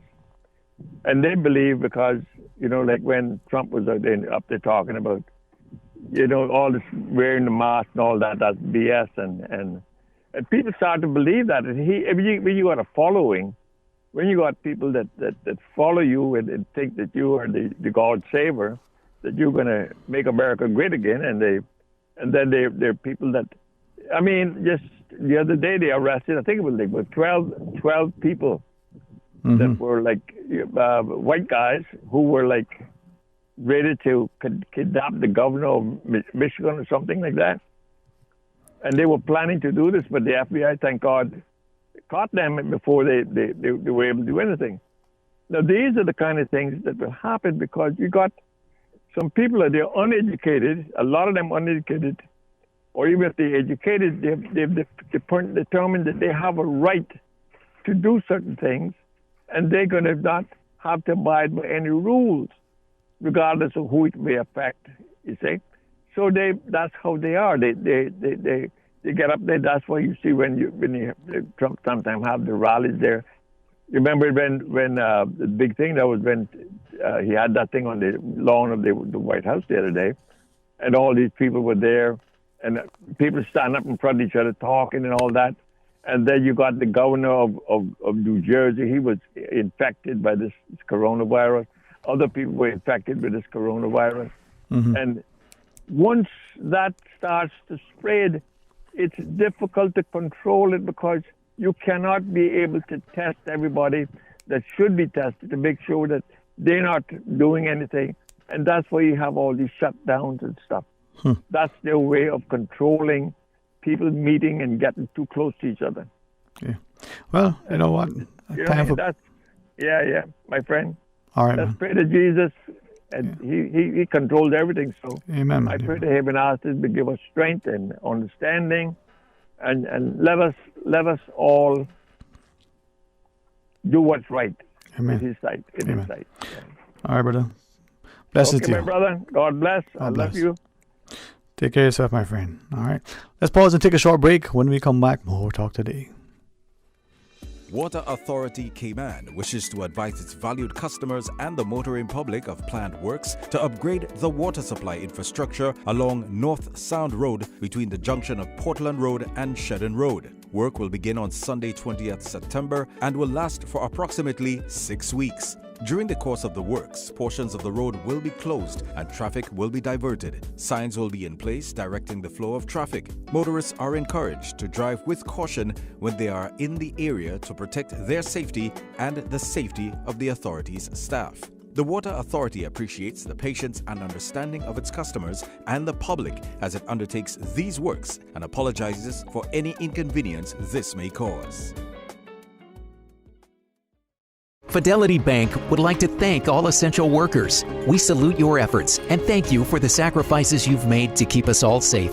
During these challenging times we're facing, our top priority is the health and safety of the communities we serve. And while it's true that things are changing rapidly every day, one thing that will never change is our commitment to giving you the best and sound financial solutions to help you during and after the coronavirus pandemic. At Fidelity Bank, our focus will always be you.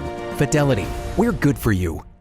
Representing Pentair, Myers Water Systems for over 50 years. Best pumps, tanks, and accessories. Myers Pumps, best prices. Besides household pumps, we carry irrigation pumps, grinder pumps, transfer pumps, and more. Parts, service, and repairs. Installation optional. Find us at Puritan Place, 337 Eastern Avenue. Turn left to end the building.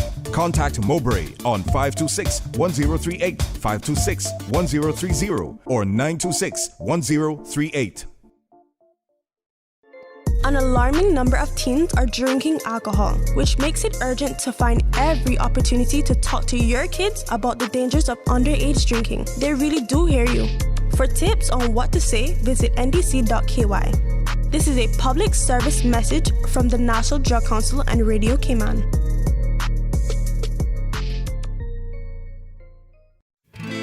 The Cayman Islands Seafarers Association would like to inform all members that there will be a general meeting on Tuesday, 20th October at 7:30 p.m. in the Seafarers Hall, located on 11 Victory Avenue in Prospect. Transportation will be provided as follows. 3 buses will leave from the West Bay Town Hall at 6 p.m. The Barnes bus route in Georgetown leaves the public library parking area at 6:45, stopping at the Cayman Compass building and the Airport Fosters. The bus marked Bobo $1 public transport and is blue in color will do pickups from British Caymanian, Uncle Bill's, Walkers Road, Shedden Road, and Crew Road. The bus from East End will do pickups from the primary school parking lot, the gas station, and wreck of the 10 Seals starting at 5:45. In North Side, pickups will be at Chisholm's store and the football field starting at 6:15 p.m. Bordentown pickups at Lorna's gas station at 6:45 and Savannah pickups is at the gas station at 7. Also, please note that the nomination forms for the 2021 National Heroes Day Awards for Seafaring Heritage are available at our office and online at www.celebratecayman.ky. Talk today. But I do have some questions. Talk today. Cayman Islands' foremost listeners participation program. Talk today. Because there are more questions than answers. What the public is saying. Waiting to take your calls right now. Sterling Dwayne Ebanks.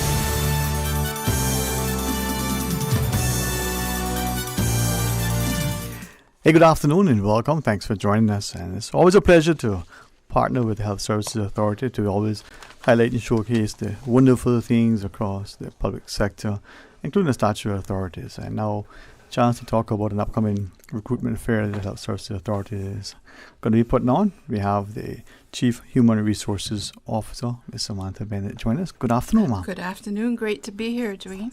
All right. Well, it's a pleasure to have you guys, man. I always think that education and health and healthcare go hand in hand. And if we can get opportunities for people to, realize that it's not just about being doctors and nurses. There's a lot more, goes beyond the labs and the phlebotomists and the like. Mm-hmm. There's a lot more.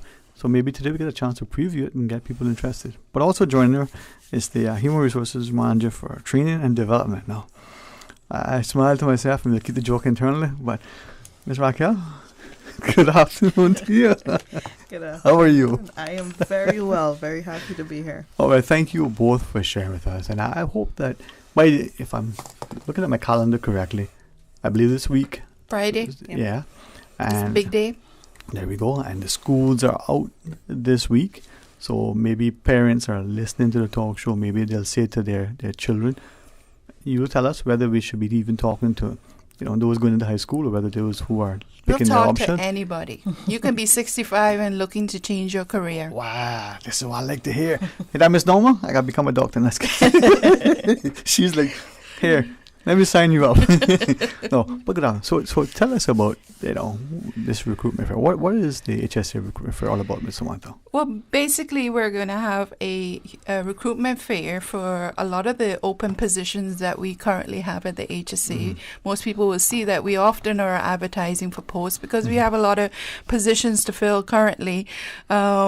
And it will be held on Friday. It will be held at our Hibiscus meeting room, which is the room by the cafeteria. I think most people know it as the room besides the Pink Ladies, the large meeting area.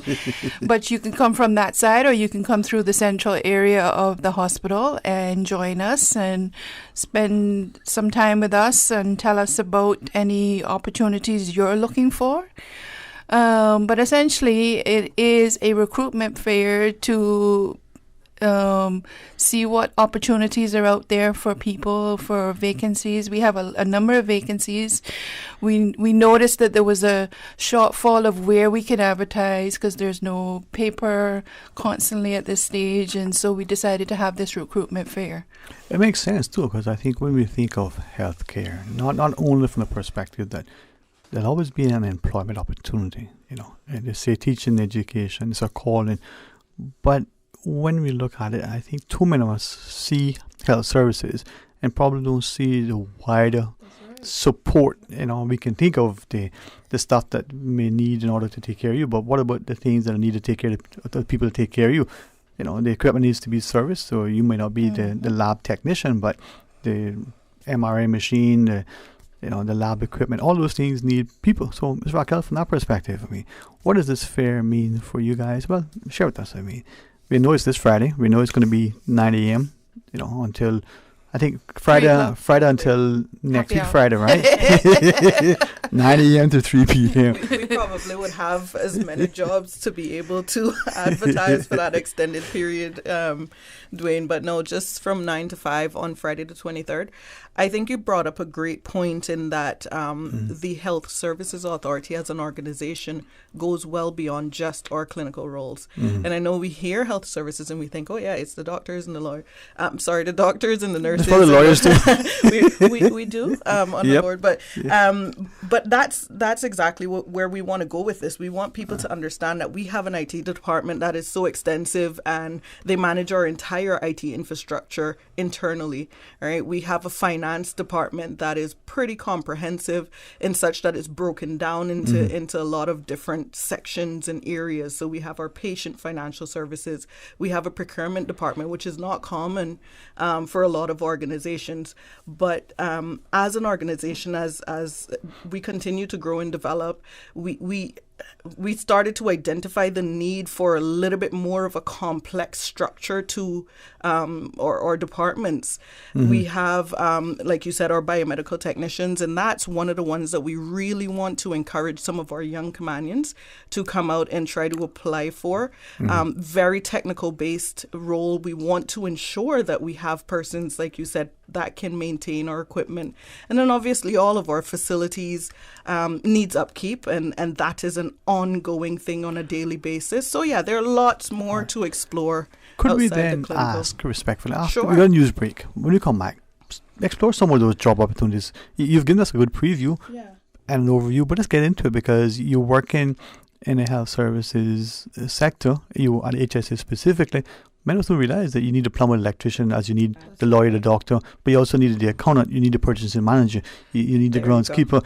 You also need, the culinary artist, because the food needs to be... So food service workers. All of serve these the things. food to the patients. The chefs that cook the food for the patients. This is it, right? It has a trickle effect. Yeah. There you go. So let's get into that. And the fair is this Friday, 9 a.m. She'll tell you more exactly when and where, but please stay tuned for Talk Today. Satisfaction is guaranteed 24 hours a day, whether it's music or information. From Grand Cayman to Cayman Brac to Little Cayman, we've got you covered. You ever hear a thing like that? Radio Cayman in the Cayman Islands. Today's biggest news. Radio Cayman. It's only 2 species that we have, on the island. Generations present. Your voice, your choice. It is in the best interest of the people of these islands. Local, regional, international. This is Headlines from Radio Cayman's newsroom. Today's biggest news. 22 security officers at the Health Services Authority are now equipped with the tools to respond to medical emergencies across its facilities. The HSA has trained 22 of its assigned security officers in cardiopulmonary resuscitation, CPR, and first aid, strengthening the authority's capability to effectively respond to medical emergencies across its facilities. The officers learned skills that include adult, child, and infant CPR, relieving an obstruction in a choking person, and much more.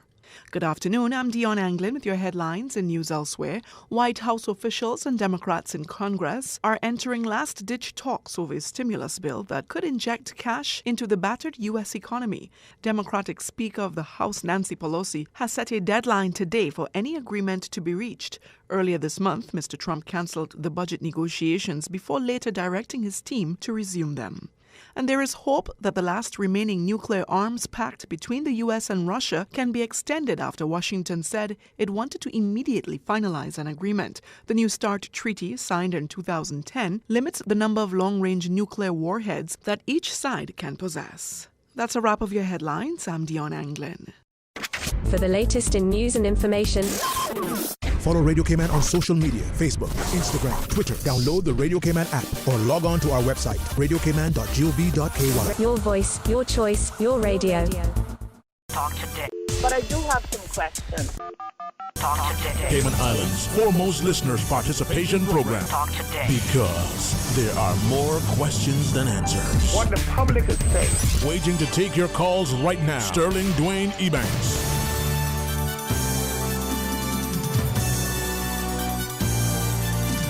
Hey, good afternoon and welcome back, and thanks for joining us. And probably other than chocolate, the only other thing that is my favorite is to talk about and to take action to help our education and our healthcare. And we get a chance to combine the two. Wow, almost like an afternoon of chocolate, surprise. We have the Chief Human Resources Officer, Ms. Samantha Bennett, together with the Human Resources Manager for Training and Development, Ms. Raquel Sutherland. Now, honestly, when I saw this opportunity to have this discussion, I'm hoping that parents in particular, parents, today, being one of those days where the children are out of school, they may be doing other things, hopefully. Just remind them, hey, Friday, let's go. Maybe the parents, maybe whoever it is, can go with the child for a bit and look at this thing in a serious perspective, because you could be one of those technical people who think, I want to get into this area, but don't realize that this area could mean that you could service, some of the most significant equipment in order to diagnose or help to diagnose, what is it that the physicians are trying to, get to. And yet we don't realize that until way down the road, and I could have been that. Well, now you know. Yeah. All right. If I could then ask, when we think of health services, we always think, oh yeah, it's that medical aspect, but we don't see it. So some of the potential openings that are available, some of the career opportunities that could be there, if at all, possible, maybe we could even talk about some in more detail. But Ms. Samantha, from that perspective, what are we talking about? We're talking about a wide array of positions. Raquel touched on the support services, but I also have to speak about even to our environmental workers. We call them housekeepers. Most people know them as housekeepers. They're very key to our organization, and we're constantly a need for those particular workers as well. But from an overall perspective, the HSA is a 900 person body of which we have to facilitate. We have to staff it up, and we're proud to say that we have more than 50% of our staff are Caymanian, and so we grew the Caymanians within that organization for many years. We have a great internship program. We've talked to you about that. But we also thought that because we have some very simple, or I shouldn't say simple, but very not clinical roles that don't require a degree, but they're still very essential for the health services, that we would do this fair, because we know there are a lot of Caymanians out of work. There are a lot of people looking for occupations to change or career changes and stuff like that. And I think it was when, we had a group of the HVAC technician, the electrician, the plumber. These were new positions that we created because we saw the need for these ongoing services. And we were just very excited to really be able to have, people come to our offices or come to the fair and have a look and see there's so much more beyond just the doctors and the nurses when it comes to the Health Services Authority.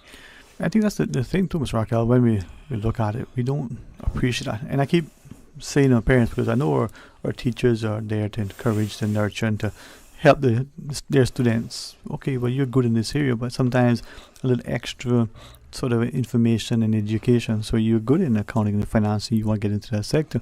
What have you thought about applying those skill sets in the healthcare sector? Even if it's in private practice, the most successful sort of practice needs someone to look after the finances, right? That's right. Absolutely. All right. I think one of the things is Cayman is a major financial hub, but when you leave high school, when you leave college, when you leave university with your degree and you don't have the experience to go along with it, it's quite difficult to get into our top players in the financial market. It's very difficult to get into a role that you are able to build and gain that experience. I think because the HSA has broken our finance department down into so many sectors that we now have a lot of entry-level type finance-based roles that people could get into, sometimes even with just the first degree, with just the associates. Sometimes, depending on what role is, you may not even need that. You just need sort of general experience in the field, or we have opportunities where you can come in at an assistant level for various roles. So we have a number of roles that have assistant posts that you now can gain your experience at the HSA, so that if, not that we want to, build you up so that you move on, but if that is what your aim is, then you come here, you gain your experience at that entry level, you move on if that's your plan. But ideally, we've created enough tiers within the HSA that you can move up from an assistant post all the way up to a CFO post. And that, by the way, then we also have temp positions that come along with projects, and that's your foot in the door as well, so that you can experience that opportunity within that department or that particular section. And maybe that is something you want to do. Maybe that's not something you want to do, It's definitely one of those things that we want to have the variety. So, but this is where I think that, I look earlier to the discussion when our callers talked about making sure that my understanding and interpretation of what was said, the people in the country are benefiting from what the country's growth and prosperity and development is supposed to be bringing, but the people in the country need to be contributing. And if you're in, say, healthcare in some sector, whether you are in the technical aspects, whether you're in the maintenance and support aspect, the individual who is cleaning the rooms or caring for the grounds, to the person who is preparing the foods, everything is integral and everything is essential. Very key. And I mean, when we go there, we see a pride, we see the competence, we see the confidence that is there. It makes us, a better place, not just for to attract others, but for our own. Absolutely. We have a lot of persons that come into the HSA. They start off in one role, they transition to another, whether it's a role that, had a lot of succession opportunities that they moved up in that same field, or they transitioned sort of, into something else. We have, and again, I know we're saying that a lot of our roles are non-clinical, but even when you look at our clinical roles, like in a time like now, we have so many young Caymanian doctors even coming back and joining us. We have so many young persons who start out as healthcare aides who are now, registered nurses at HSA and then going off and getting support to now become specialist nurses in some of our specialist areas. So we are trying to grow and develop both sides, or clinical and our non-clinical sides, but we just want to take the time out to really create a wider understanding of what healthcare in Cayman really looks like, because we do think, and I'm not saying that we are trying to sidetrack our clinical roles, but I think they're kind of set. People know what they are, people know how to get there, but a lot of these other things that are available, we want people to really be able to come out and explore and find their fit. Yeah. Well, I'm glad you share that too, because I think we probably, again, back to parents and educators, of the view that you have an interest in healthcare, so you're going to become the clinical, the physician. You maybe want to remain in an area where you sort of in the back in the lab, because that's your forte, that's where your interest is. But I think too many of us appreciate that there are all these other things that need to happen that sort of go on behind the scenes, but they're front and center. So, Ms. Samantha, from that perspective. I want to talk about the junior biomedical tech. For that is a position that essentially looks at all of our equipment, fixes it, maintains it. If our dialysis machine goes down and we've got several patients that we have to be serving on a continuous and scheduled basis, it has a huge impact. So we have to make sure that we have the right people in place that can fix these machines. Many times we have to fly these technicians in, even during COVID. So if we have the ingrown, talent in here in Cayman that we can train, or has the aptitude to learn this job, we're willing to train them. And that is a key role that, we've been trying to fill, and it just represents some of essentially some of the other positions that we find it very hard to fill. Could I then? Sorry, go ahead, Ms. No, I was going to say, I think it's great that you brought up that one specifically, because that is one of those ones that was tailored, that didn't exist, but was tailored to foster the learning aspect and the training aspect of things. So that role was specifically created so that we can attract a young Caymanian to come into that. Yeah. All right. Well, you actually answered the question I was going to ask in a second, but maybe I'll preface it by a comment. But before I do, that particular sort of job, what are you looking for? Because one that you said has been created.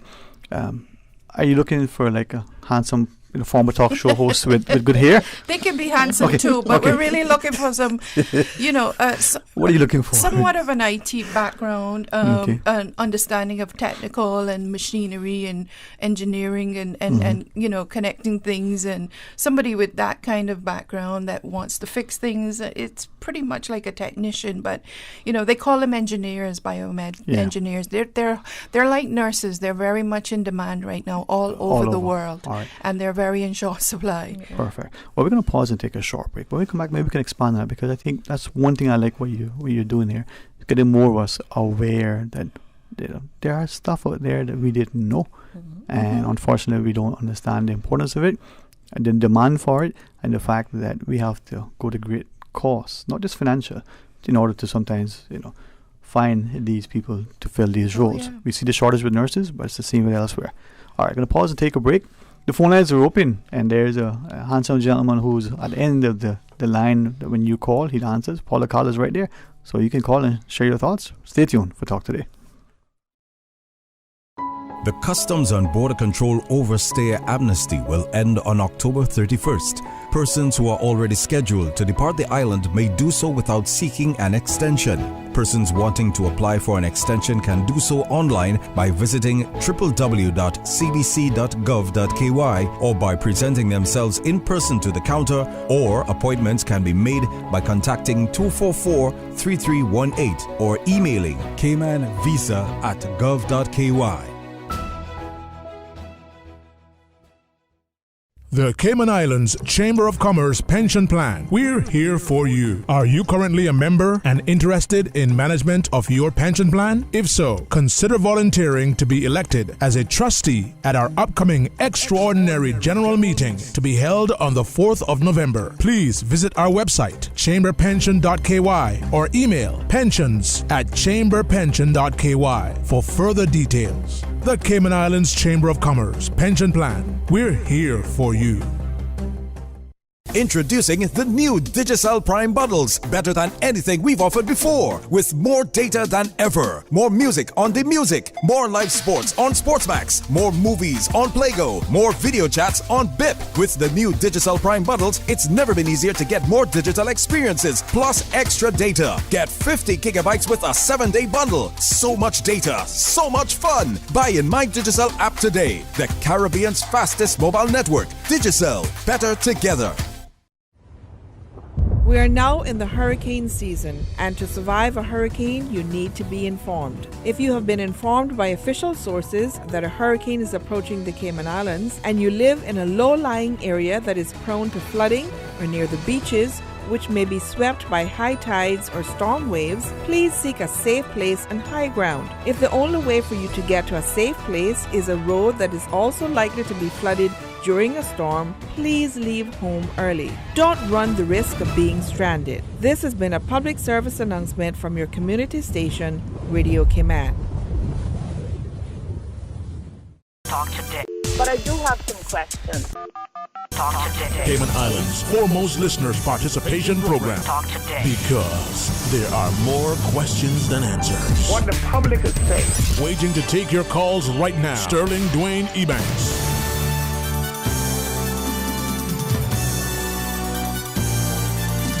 Hey, good afternoon and welcome back, and thanks for joining us. There is a recruitment fair. Now, if I call it a job fair, I don't try to be dismissive, recruitment, but people, job, everything. Okay. We're going to discuss recruitment in general. Opportunities that are available right now, and then opportunities for the future. Career paths, people that are interested in particular areas. Mm-hmm. We're going to have in the Human Resources Department and other support services. We have a total of 12 staff. We have 6 HR officers that just deal with recruitment. So they'll be on hand. They'll be able to speak to applicants to say, what are you looking for? Is this the area that you're interested in? Is this the qualifications? Are you meeting that? We're going to have that one-on-one conversation with the persons that are coming in that day. So we're really excited about this. So this Friday at HSA in the Hibiscus Conference Room for 9 a.m. That's right. And then everybody, what do you want them to do when they come? What do you want them to bring? How do you want them to sort of, because, and that's why I call it a job fair. I mean, go seeking. Yeah. Ms. Raquel. So we will have on display information sheets on all of our positions, whether it's vacant or not. We will have blank application forms. You can also get our application forms on the website so you can fill it out before you come in. Even if you fill out 2 or 3 and then fill in the actual position when you get there after you've spoken to an officer, definitely come with a few copies of your resumes, because like we said, we have jobs that are currently available, that have not yet closed or that are about to become available. So coming to the fair is an opportunity to be able to apply for some of those jobs on the spot. So come as if you're going to an interview. Pretty much, yeah. Essentially. Okay. And we're also going to have our professionals on hand to talk about the particular areas. Yes. We'll have the paramedic and EMT manager. We'll have people from the facilities area. We'll have some clinical doctors there. We'll have a variety of people that can have a conversation with you. So then, with that in mind, if someone comes in, whether it's a student at one of the schools, primary, middle, or high, or whether it's the UCCA student or someone in the workforce, and they say, I'm interested in getting into healthcare. They may want to be a physician, and they may want to be, in their minds, I want to be a pediatrician. I want to specialize. They could talk potentially to someone to understand the path. Yeah. Absolutely. What if someone comes in and says, listen, I like healthcare, but doctor isn't what I want to but I don't have the intellect to be a nurse. So but but I would like to be a hospital administrator, whatever that role is called. I want to run this facility at some point in life. Could they find out what training and experience and stuff? Absolutely, all of that information will be available to them. I mean, wow. we're very excited to have this event. There's an array of positions that we currently have available. Everything from business analyst, coordinator, switchboard, appointments clerk to food service worker. We talked earlier. We have a HIM coder. That's the health information management, general maintenance. We need an HVAC technician. We need an electrician, a plumber. We have med labs. We have paramedics that we're requiring, patient accounts officer. We have an array of posts from clinical. I mean, we talked about the amount of persons that are hired there. I mean, there's a total of 900 staff. I mean, not all of them are clinical. I think we have their clinical numbers. We have, I would say, over 500 of our staff are clinical, but the rest are 300 or 400 that are support and non-clinical. So there's always room to grow.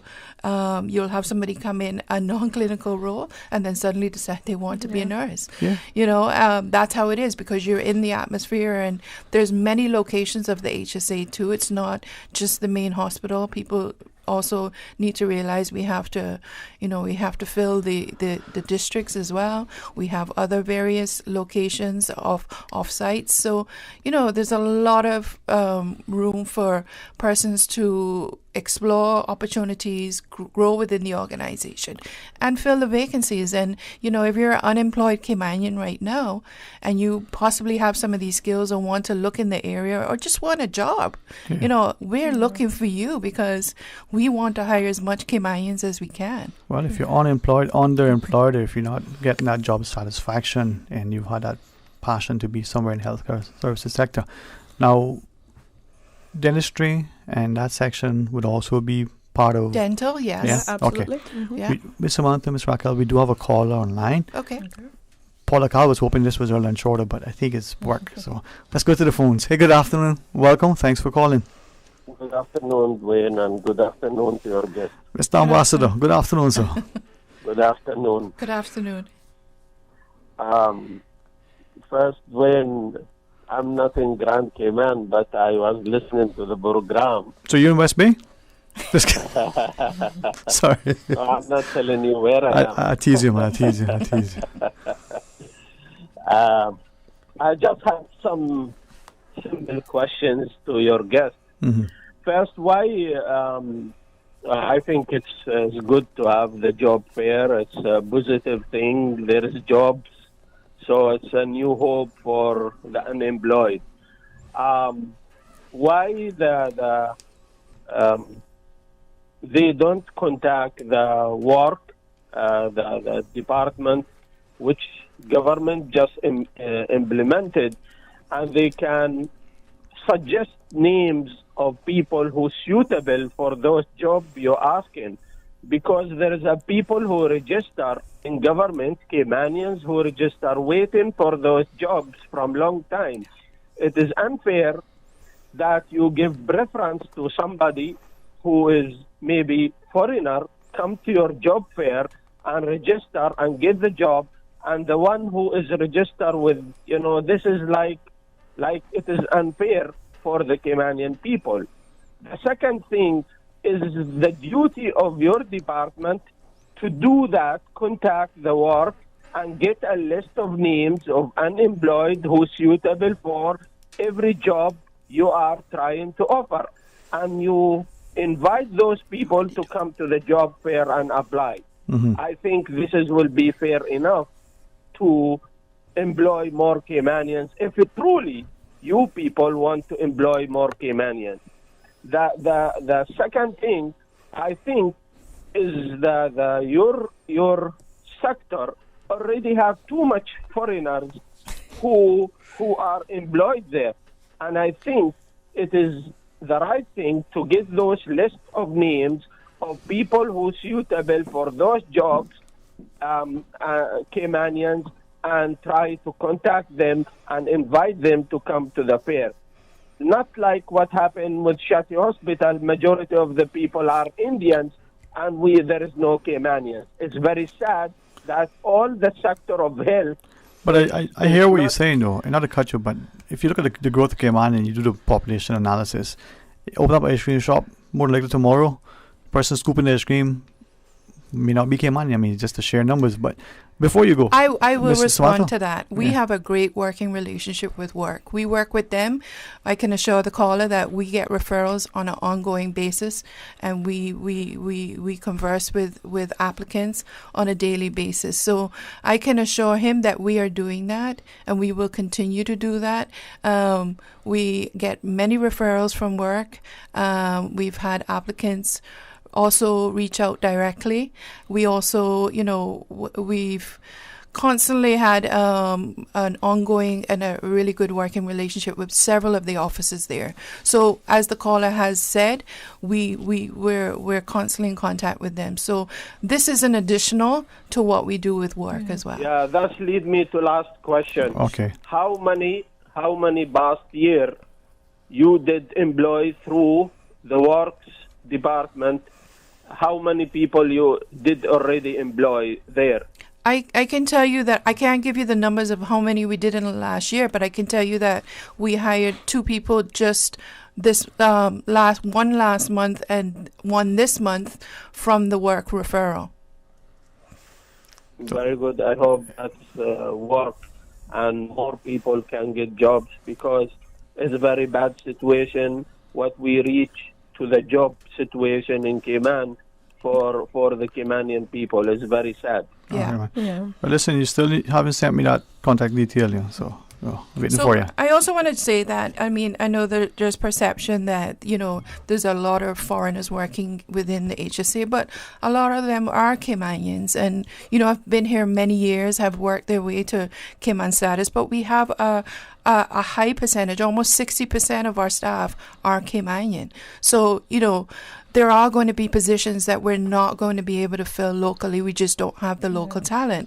And that is worldwide. Nurses are in demand all over the world. Mm-hmm. Doctors are in demand. So we're going to constantly have that challenge. And we're going to also grow our internal talent and make sure that we promote and move from within as well. Mm-hmm. But for the most part, we do our part. And our practices and our processes are very pro-Caymanian as well in terms of how we offer contracts and in terms That's right.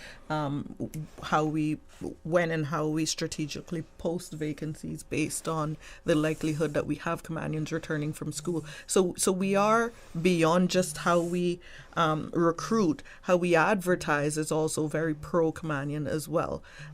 We are not always going to be able to fill every single position with Caymanians, but where there is an opportunity to develop that homegrown talent, we do try our best. And I think that biomedical example that we were discussing earlier, where that position didn't exist and we actually sort of brought it down a scale where it created a training opportunity for us to now start to develop that talent. And any other role that we see coming up where we're realizing, hey, this is hard to fill. I notice, the trend of this being filled more often than not with non-Caymanians, then we'll look for we'll plan strategically and look for opportunities for how can we create a situation where this is more readily available, or how can we hone some of those young Caymanian talents and develop them so that they now have the capacity to be able to fill some of these roles that they might not have been able to fill beforehand. Right. Mr. Ambassador, thanks for... Yes, Dwayne, just one thing. I was going to ask you, yep, go right ahead. Yes. I really noticed long time that some of these doctors, they working in Georgetown Hospital, they have not that big experience. I think there is need to be criteria to test those doctors' skills before they employ them, because I myself have bad experience with 2 of the doctors there. Their information is very weak, and I am not a doctor, but I read plenty, and I know those doctors is very weak in terms of experience. And it's very sad that we employ such people in Georgetown Hospital, because it's very important we employ people who have the experience, a real experience, need we need to see a new criteria how to employ those doctors. Okay. Thank you, Dwayne. Yeah, You have a listen, good day. don't disconnect yet. Off air, someone's going to ask you something from me. So stay on the line, but we'll talk to you again then. Just don't disconnect. Ms. Samantha and Ms. Raquel, it's exciting, honestly, for the opportunities for the country, especially now in this particular time, to see that we can do more. We can get more from our work, but we can also contribute more through our work. Friday is going to be an exciting day, man. Yeah, we're looking forward to it. We anticipate that it'll be a good show, and we're excited. Yeah. So everybody must come down on Friday, the 23rd of October, from 9 to 3. Come meet the professionals at HSA. Come learn about the opportunities, the vacancies that are available. Come dressed. Come with your resume. You can fill out an application there. You can get some counseling on particular roles and any positions that you're interested in, and we can tell you about the process, and we can tell you about the availability of growing within the organization. Yeah, and you'll get to meet the people who head up those departments as well. A lot of our managers will be there in the room on the day to be able to engage with the persons who hopefully will be a part of our team very soon. Excellent one. And it's kind of like a career fair. Yeah. But for the adults. Yeah. Well, that's it, man. And I can see it, because I think if you're talking about growing the capacity within a nation, and if the people don't know the opportunities, don't know the pathway to capitalize on the opportunities, don't know the training, education, and expertise that you need to acquire in order to successfully fill those roles, then we're going to always be, paddling in a stale pond. Anyway, leave that alone before I get accused of making it. We're excited about this, Dwayne, and if it becomes a success, we may decide to run another one in a couple of months or so, because we realize that promoting this, we've had a lot of positive feedback, and so we're looking forward to the result of many applicants showing up on Saturday. Yeah, well, Sorry, Friday. Sorry, Friday. Thinking of the weekend already. I can, you know what? I can understand that. But thank you all very much. And honestly, if there's a way that we can help to not only promote this, but support the continued efforts, if there is something more in the future, whether it's in a couple of weeks or a couple of months, let us know.